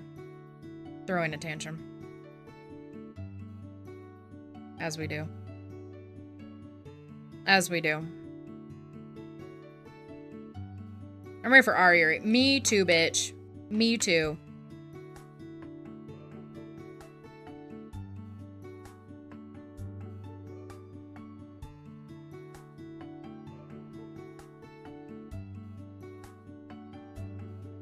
Where's thy heart? If I meet my soulmate, then great. If I don't, I'm not going to go against my morals just to survive. Guess this is my way of coping with everything. I like that her shirt would be both too hot and too cold. Because what is she wearing? Yeah. She's a funky lady. She is a funky lady. This isn't who we're kissing, so it's okay.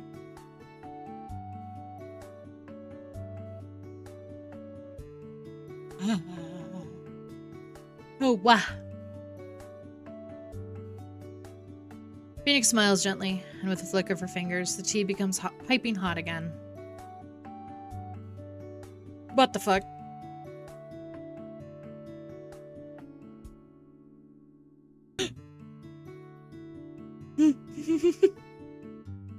I want y'all to know thunder just cracked and scared the fuck out of me. I regret to inform you the lady that we are smooching does not look like you. There is nobody in the game that looks like you. Don't clip that. I got scared. Do you want to see who we're trying to smooch? Will it be my turn for thunderstorms? Damn, sounds like you fucking suck. I want you to look upon the ladies here, and I want you to take a guess at who we are going to be smooching.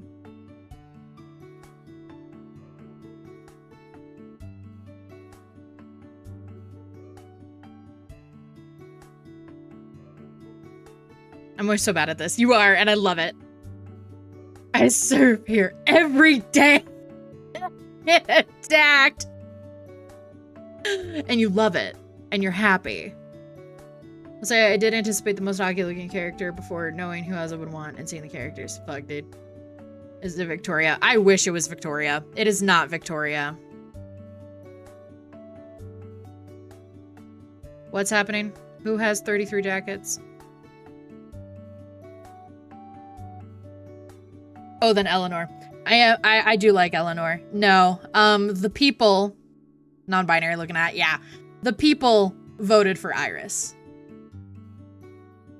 So we are smooching Iris because that is what the people voted for. Susan. Ah! Oh man. Blame Atlos. He sold the Victoria choice family. I'm crying. I think Iris is a really fun character. I do like her a lot so far. I just happen to look like her. I just happen to look like her. And then everybody gets the soft mommy voice when I read for her, which everybody likes. Isn't me, and that's evil. I'm telling you, there isn't one that is like you. What you want to spend? Well, you'll have that. You'll have that.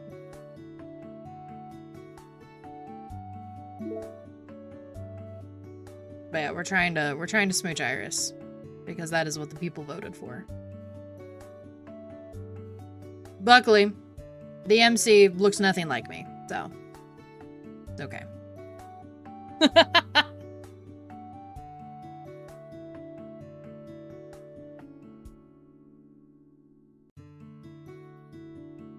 I don't like your voice. I would sincerely hope not. Cannot be contained within a game engine. You are so right. You are so right. I haven't changed? Humans are fickle, yet thou alone dost remain steadfast, even in such conflict. I'm struggling to wrap my head around her sentence, but I can tell she's trying to encourage me. I don't want Phoenix to worry, so I force myself to smile. My phone... An Old English script, because she is Old English script.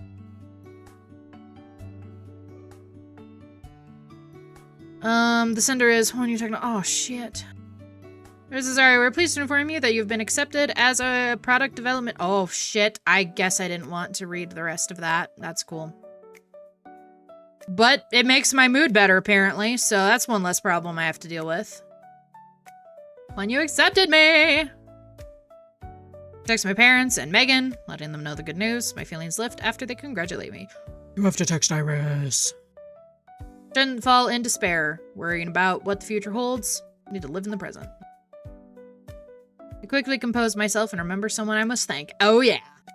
I passed the interview. Thank you so much for the opportunity. I'd like to thank you properly sometime. Congratulations. You did this all by yourself. I didn't help much. Good luck at work. Let's respond to the part where I mentioned wanting to properly thank her. I know she's busy, but I'm still disappointed because I want to ask her out on a date. Anyway, Phoenix speaks. A career is challenging, and the tides are ever-changing. Hold on to thy heart, and let not the world's currents sweep thee astray. Ah. Penny smiles one last time before returning to her room. I just finished cleaning up the guest room and changing the sheets. Bella settled into the storage room next to the guest room. I put her there to avoid yet another argument between her and Phoenix. Time to go to bed. I did clean the storage room, but there were still a couple items I hadn't moved out. The past few days, I've heard Belle rummaging around through stuff in there. After Phoenix returns to her room, Belle restlessly pops out and knocks over the porcelain cup Phoenix had left on the table, inspecting it like a thief. She uses something this incredible to drink tea? I've never seen a cup like this before. What? I walk over, fixing the cup. I notice 4 words engraved on the bottom. And city private seal. Oh. Wow.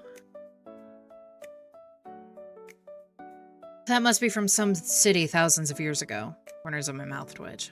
No wonder that cup looks so old. It's an ancient relic. Carefully placed it down, terrified of breaking it.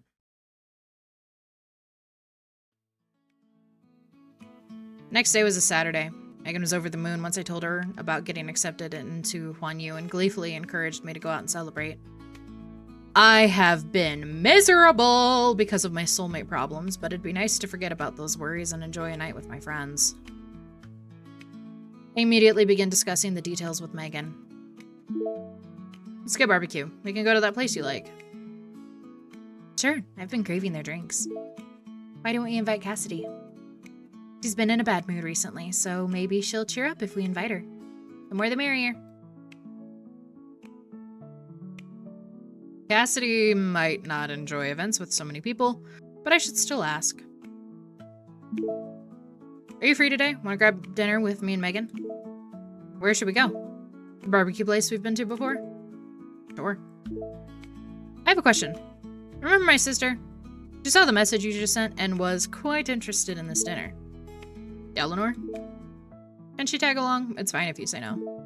Yeah, sure. Ladies! Cassidy and Eleanor are standing together outside the barbecue shop. Good luck at work, Azaria. Cassidy purses her lips, somewhat reserved. Perhaps she's nervous around this many people. Congrats on the internship. Eleanor, however, greets me candidly. Thank you for coming to support me. Order whatever you like, it's on me. Food. Oh, I love food. I have to remember to cook dinner. Megan and Eleanor are the only ones who haven't met yet. Luckily, both of them are friendly. After introducing them to each other, they quickly start chatting. I'm surrounded by pretty ladies. Our order arrives almost immediately. The smoke from the meat fills the air, blurring the boundaries between us. Make a toast. Congratulations to Azaria for passing her interview at Wanyu, and for taking her first step into the workforce. Thanks. Everyone lifts their chopsticks, getting ready to dig in. Megan carefully inspects Eleanor and Cassidy's faces.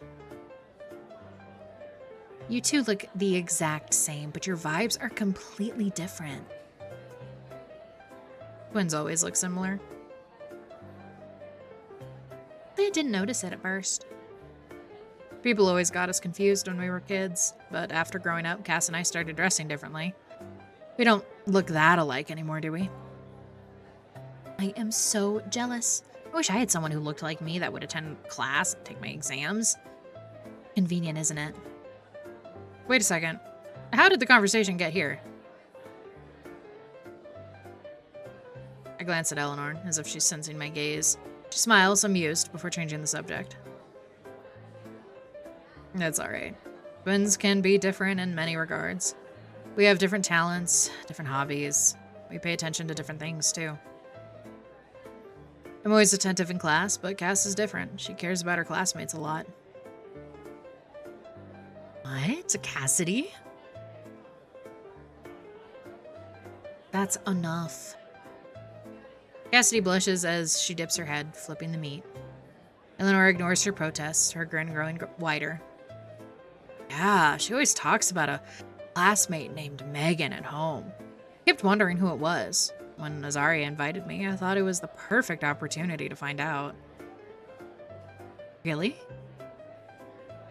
Megan, probably embarrassed, hasn't moved her chopstick in ages. Or were they gonna kiss? The oil sizzles. Eleanor slowly turns her head and winks at me, whispering, "Oh my, isn't the atmosphere nice?" Is it?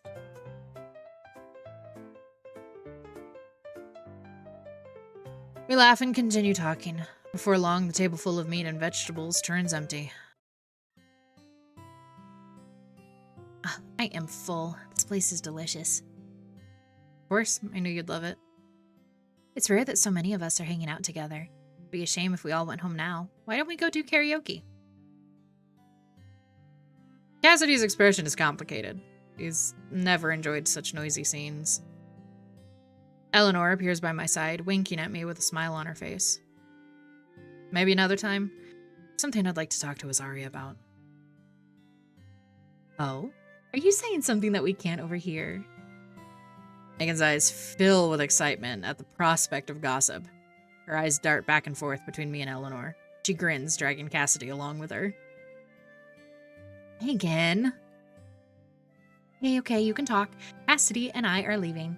Let's hang out sometime soon. The two disappear into the distance. And they left, just like that. I turn towards Eleanor, her gaze suddenly locked. I can see the amusement in her eyes. Do you really have something you want to talk to me about? I want my sister to interact more with her crush. Is that considered important? So considerate. Good job. I just don't want to interrupt their two-person world. It's rare for Cass to catch the hints. Sorry for using you again, Azaria. I can't believe it. Eleanor seems like the type of person who only cares about her studies, but she actually worries about her sister's love life.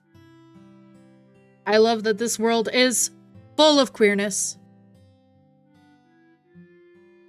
She gestures towards me with a brilliant, graceful sparkle in her eyes. It's just the two of us. Want to walk around? Sure. I need to walk off that meal anyways. The evening street bustles with activity. We traverse around the crowd, our shoulders pressed together. Around us are small food stalls. Food stalls. There we go. The air filled with a delicious aroma. We talk about everything. Classes at school, to our own interests. Regardless of the topic, I can always get a sympathetic response from her. Sort of deja vu hits me, like a midnight dream. I trip over my own feet. Eleanor moves quickly, pulling me up. The gap between us closes. If I lifted my head, I would be touching her cheek. The sun's remaining rays pass through the trees, illuminating her face. In an instant, the warmth seems to transform into a raging storm. I almost believed she was hugging me. Shadows melt into tears, meandering down her face. It is the most depressing, melancholic expression I've seen. Can't help but shiver. What's wrong? Are you okay? Her powerful fingers are warm, instantly pulling me away from those strange illusions. You look off. Have you been studying too hard recently? Let me walk you home. She wraps her arm around me, lending me her support. The look on her face is filled with concern. I have been mistaken. Is it exhaustion, or...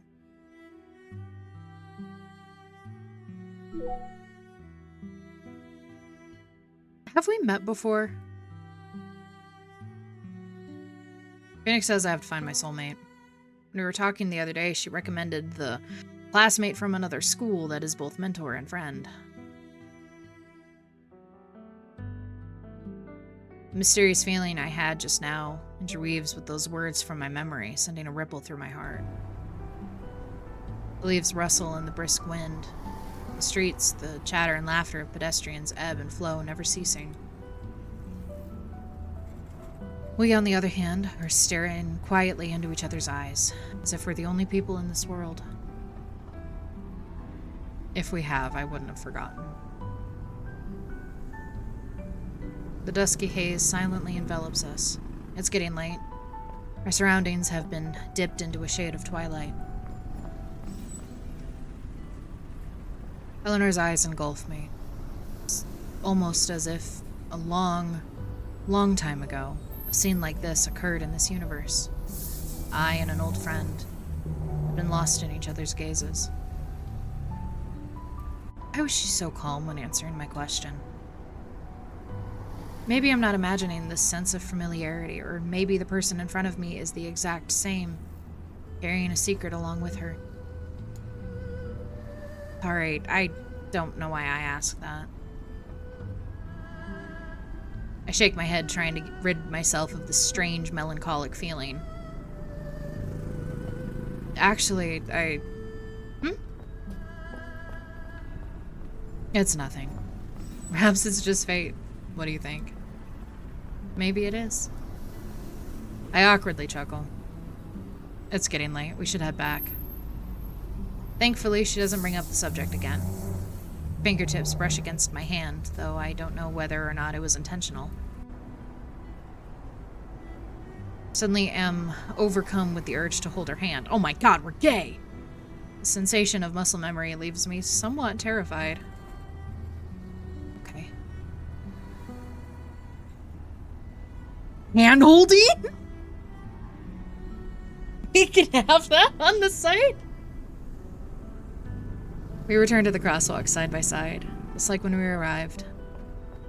The red lights flicker nearby. Eleanor stands next to me. She doesn't leave first. She waits for the light to change. There are 10 more seconds. Be careful on your way home. Text me when you get there. You too. Stay safe. Stop Stop. They're so... The people next to me start moving. I follow them. I suddenly hear someone call my name. I instinctively turn around. Oh my god, that's me. What's wrong? We're only a few steps away from one another, but Eleanor's voice is drowned out by the crowd. I can only see her lips move. But I can't stop. I have to continue down the crosswalk, looking further and further away. Oh my god. What did she say? Ever since that lunch, I've been repeatedly having this sense of deja vu. It lingers in my mind like an unending fog. Destiny, if such a thing exists. And what have my experience in this life meant? Troubles, my sorrows, and my endless stream of thoughts, were they all destined to happen at this moment? As time continues to pass, the sword of damage, what the hell, continues to loom over me. God, we're so dramatic. The curse about needing to find my soulmate slowly dominates my entire heart. I feel like I'm living in a completely separate world. I don't even want to face Phoenix and Belle at home. I only want to escape from all this, retreat to a corner where no one will notice me so that I can have a moment of respite.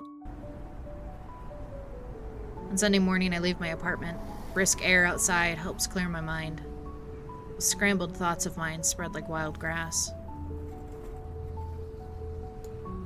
I walk around aimlessly, suddenly noticing an art gallery not far away. I don't know how many people will be at the art gallery.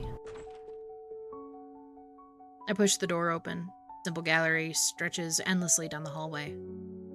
The sound of my footsteps echo in the hall. The paintings hung on both sides are like watchful soldiers, holding their breaths as they silently salute.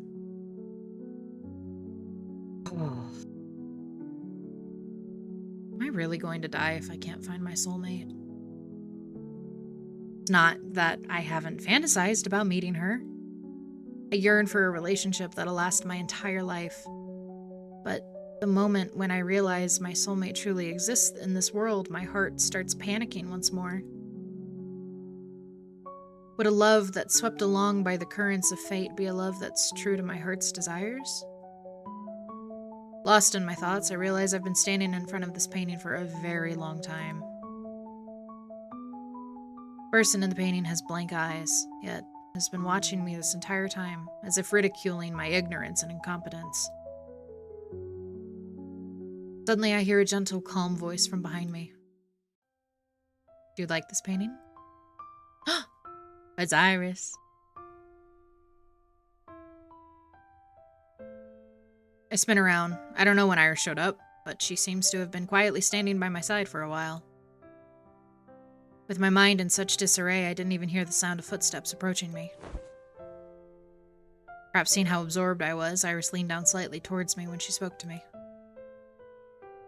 Her soft breath hovers over my nose like a butterfly, slight dampness engulfing my thoughts. I instinctively take a step back. She seems to sense my awkwardness. Her lips curve up and she takes a step back as if nothing happened. Why were you spaced out? I was calling your name from behind you. You didn't even react. It's nothing. I was just thinking about some stuff. Are you here for the art gallery too? Yes. I want to see it since it's ending soon. I didn't think I'd run into you here. What a coincidence. As she speaks, her eyes gradually shift toward the paintings in front of her. But before I can let out a sigh of relief, I hear her gentle voice again, a voice that points directly at my heart. You look troubled. Did you run into a problem? Her concern leaves me lost for words. How am I supposed to explain to Iris everything that's happened? Noticing my silence, Iris doesn't pursue the matter any further. She quietly paces around the silent gallery, only leaving behind the clacks of her heels. Azaria. She suddenly calls my name, gesturing me to look in the direction she's pointing at. It's a painting that's more abstract, more chaotic than the last, blooming like a frenzied flower underneath her pale fingertips. Oh my god. Does this painting look like what Albert Camus said about Sisyphus pushing the boulder up the mountain? Sisyphus. Figures depicted in the painting wrestle with color, like they're fighting against the wind. It really does remind me of the tale about the warrior doomed to eternally push the boulder up the mountain, starting all anew once it rolls down to the bottom. It does. People who keep failing, keep trying again, putting in all that work to no avail. They know that the boulder will roll down again, yet they keep pushing it back up. Her smile leaves me at a loss. I've never understood the meaning behind this in stories. Perhaps the meaning is not at the top of the mountain, but with the actions and choices made. Pushing the boulder is meaningless, but does that mean everything else is meaningless too? The nature of our births is not determined by us. No one has ever provided a clear answer regarding being alive. What's the meaning? No one can say. The meaning is, you need to create your own future. Your choices will shape your life. My heart skips a beat. Choices? Regardless of what I choose this year, will I have my own story, my own ending? She chuckles as I fall silent. She approaches me, tucking a stray strand of hair behind my ear. Sometimes, when you feel perplexed, because you've worked too hard, you're too serious. It's all right if you don't know the answer immediately. The person who is usually quite lively at the student council is now whispering comforting words into my ears, leaving me dazed.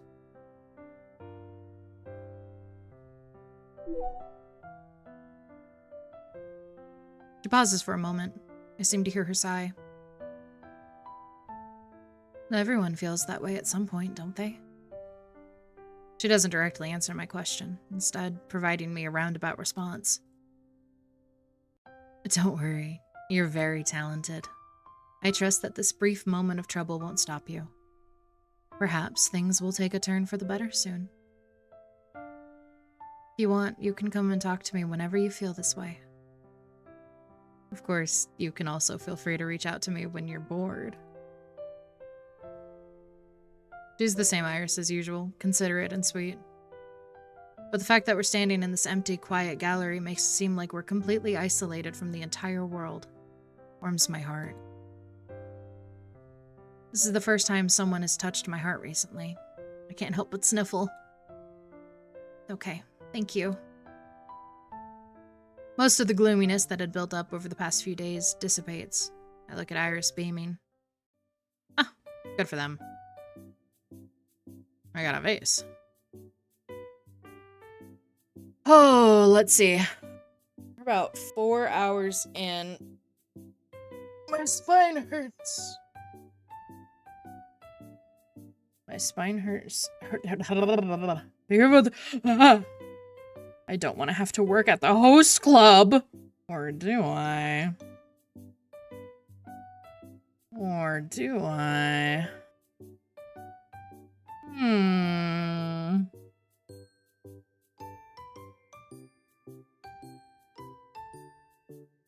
New chair. I don't need a new chair. I don't need a new chair. I am debating what I want to do here. I want to try and go to 5 hours or wrap up at 4. Still need to make dinner. Evil bitch. Very evil bitch in nature. This whole needing to feed myself regularly is like a massive inconvenience to me. I just want everybody to know that. You did see you got a career. I know.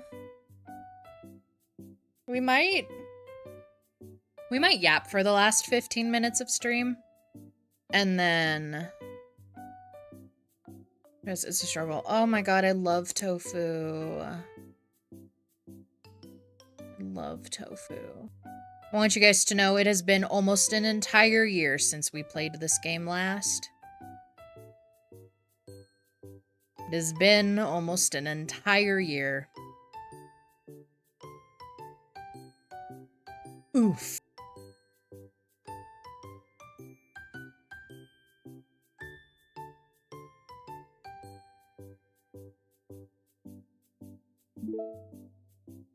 Okay.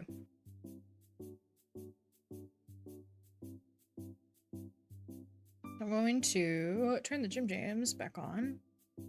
And we're going to switch back to just chatting. Yippee! God, it's so weird having a short stinger again. Throws me off literally every time. Get myself back up here. Okay. Okay. I'm very excited to actually finish that game this time because, as you guys could tell, we very clearly did not. Yeah, okay. Thank you. As you could tell, we very clearly did not, and I would like to fix that. So I'm very excited to actually finish that because I actually do really like the writing. It's, and you know, in true visual novel fashion, it is so dramatic and over the top, and I always think that's fun and very silly. Got a beautiful art style. And I like the characters that are in it, so I'm actually quite excited to actually commit to playing it. I think it'll be fun. I think it'll be very fun.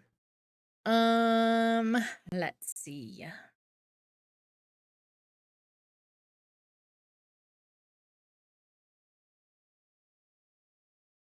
think it's cute. It is cute. It is very cute.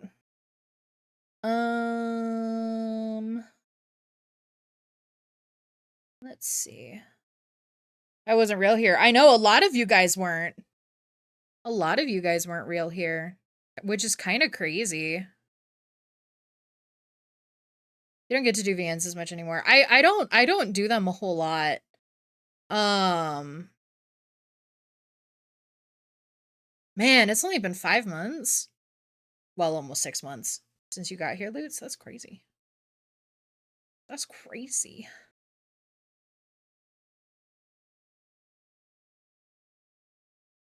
That's pretty neat. That's pretty freaking neat. Look at that. Ah, you guys are so cute. Let's see.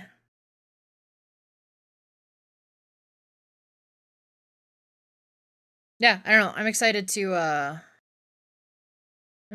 keep playing that game, and I am excited for I found here and I liked it. What if I cry right now, Lutz? What if I cry right now? I love having you here. You are a sweetheart. And you let me call you old.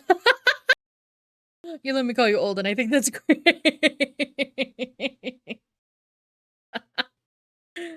Oh, man. Oh, my goodness gracious. Let's see. Oh, I know what I need to do to filter this. There we go. Yeah. Here is very nice. I'll cry. I'll cry. Don't get me emotional. I will cry. I will cry. Let's see. And then tomorrow tomorrow is supposed to be Paralives, which I definitely have bought. I swear. Oh.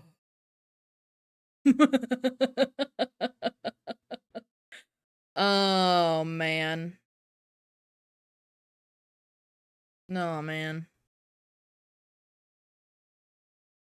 We're doing that tomorrow, and I'm actually really excited because we haven't played a sim game like that in eons because we don't play The Sims.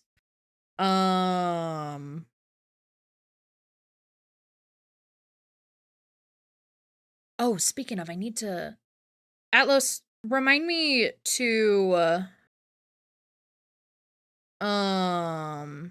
remind me to get that thing.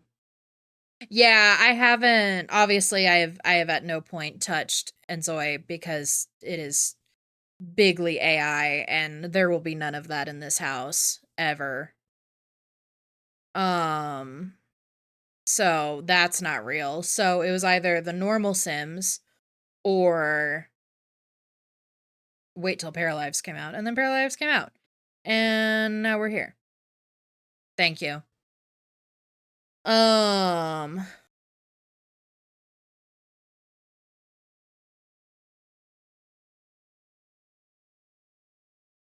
Yeah. There will be none of that in this house. And very anti-AI. And I like that. I like that about them a lot. I like that about them a lot.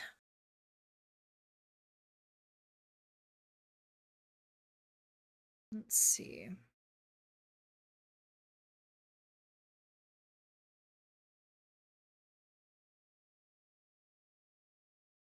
I'm trying to... That's a question. That's a question.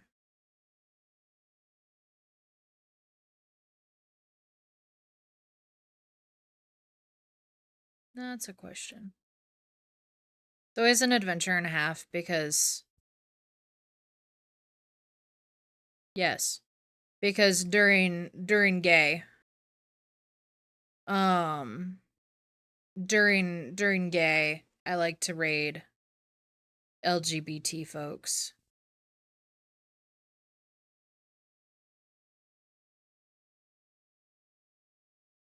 So, scrolling through LGBT to find the queers is always an adventure. Fuck, that one's so silly.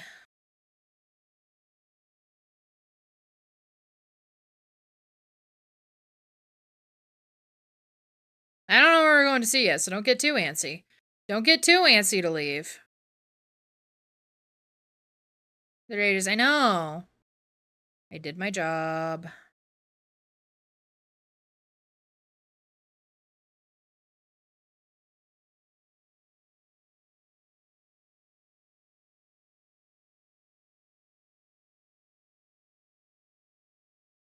Now, someone looking. You are more than welcome to if you'd like to. I wish when you were doing the browse thing on Twitch, it allowed you to look for more than one tag at the same time. That would please me immensely.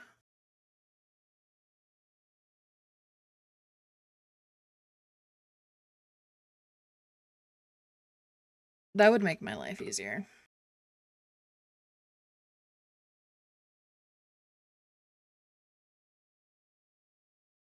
In this essay, I demand that Twitch make my life easier in particular.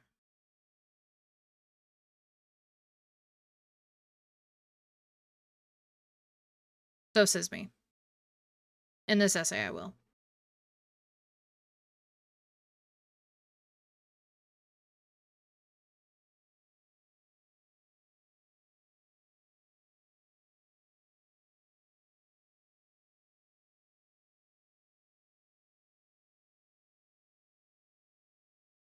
You know what I can do?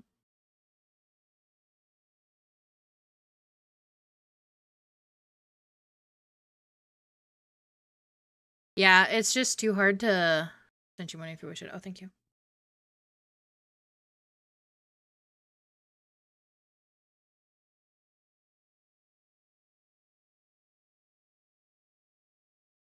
Bet.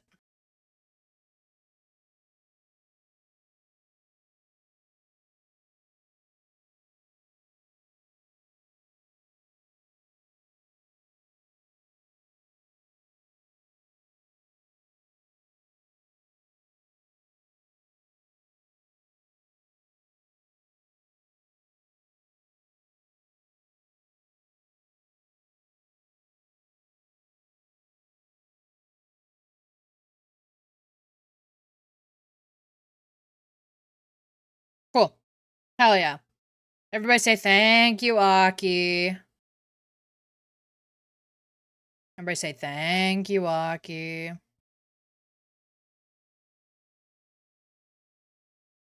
Good. Good job.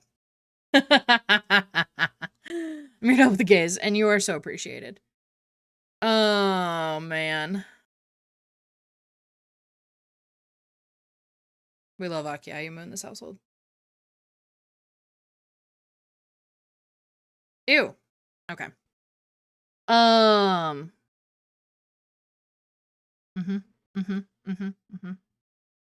Thought process is thought processing, I swear. I swear on my life. Thank you, Lakshana. Okay, gamers. Clearly my brain activity has ceased all function, so that's my signal to wrap this shit up. That's my signal to wrap it the fuck up. Go home. We are going to raid a new person. They're doing the little Pokemon, what is that? Pokopia? I don't know. They're doing a donathon. And they're also LGBT. Let's go, gays. So. So that's where we're going. And they're an absolute cutie. I'm gonna wait for this ad break to end, though, before we go, so I can actually hear what the fuck's going on. So we're gonna sit here for 1 minute and 25 seconds. But I hope you guys had a good time today. I know visual novel days are usually quieter. And very chill. But I hope you guys had fun. I hope you guys at least enjoyed me reading at you. Like I said, tomorrow is Paralives, which I'm very excited for. Very, very excited for Paralives. That'll be fun. Oh, I'm so excited. That'll be so fun. Chill streams are nice. Chill streams are nice. It was a much more laid back week as we lead into Chibi debut. And then for Cozy Thursday, we're doing more Love Ghosty because I'm obsessed with Love Ghosty. And then Saturday is Chibi debut. Very exciting. I'm very, very excited. We're gonna have so much fun. So yeah, there's my story. There's my story, gamers. I hope you guys had a good time today. And I hope you have a wonderful rest of your day or night, whatever time it is for you. I'm going to go ahead and get this raid started. So please be sure to grab the raid message. Remember, this is a new person, so please be chill. Please be mindful. Yeah. And go hang out with them while they do stuff. Thank you guys so much for hanging out with me today. I hope you have a wonderful rest of your day or night, whatever time it is for you. Get lots of food, rest, and water. Be kind to yourself. Be kind to others. And I will see you guys tomorrow for Paralives. Okay, bye-bye.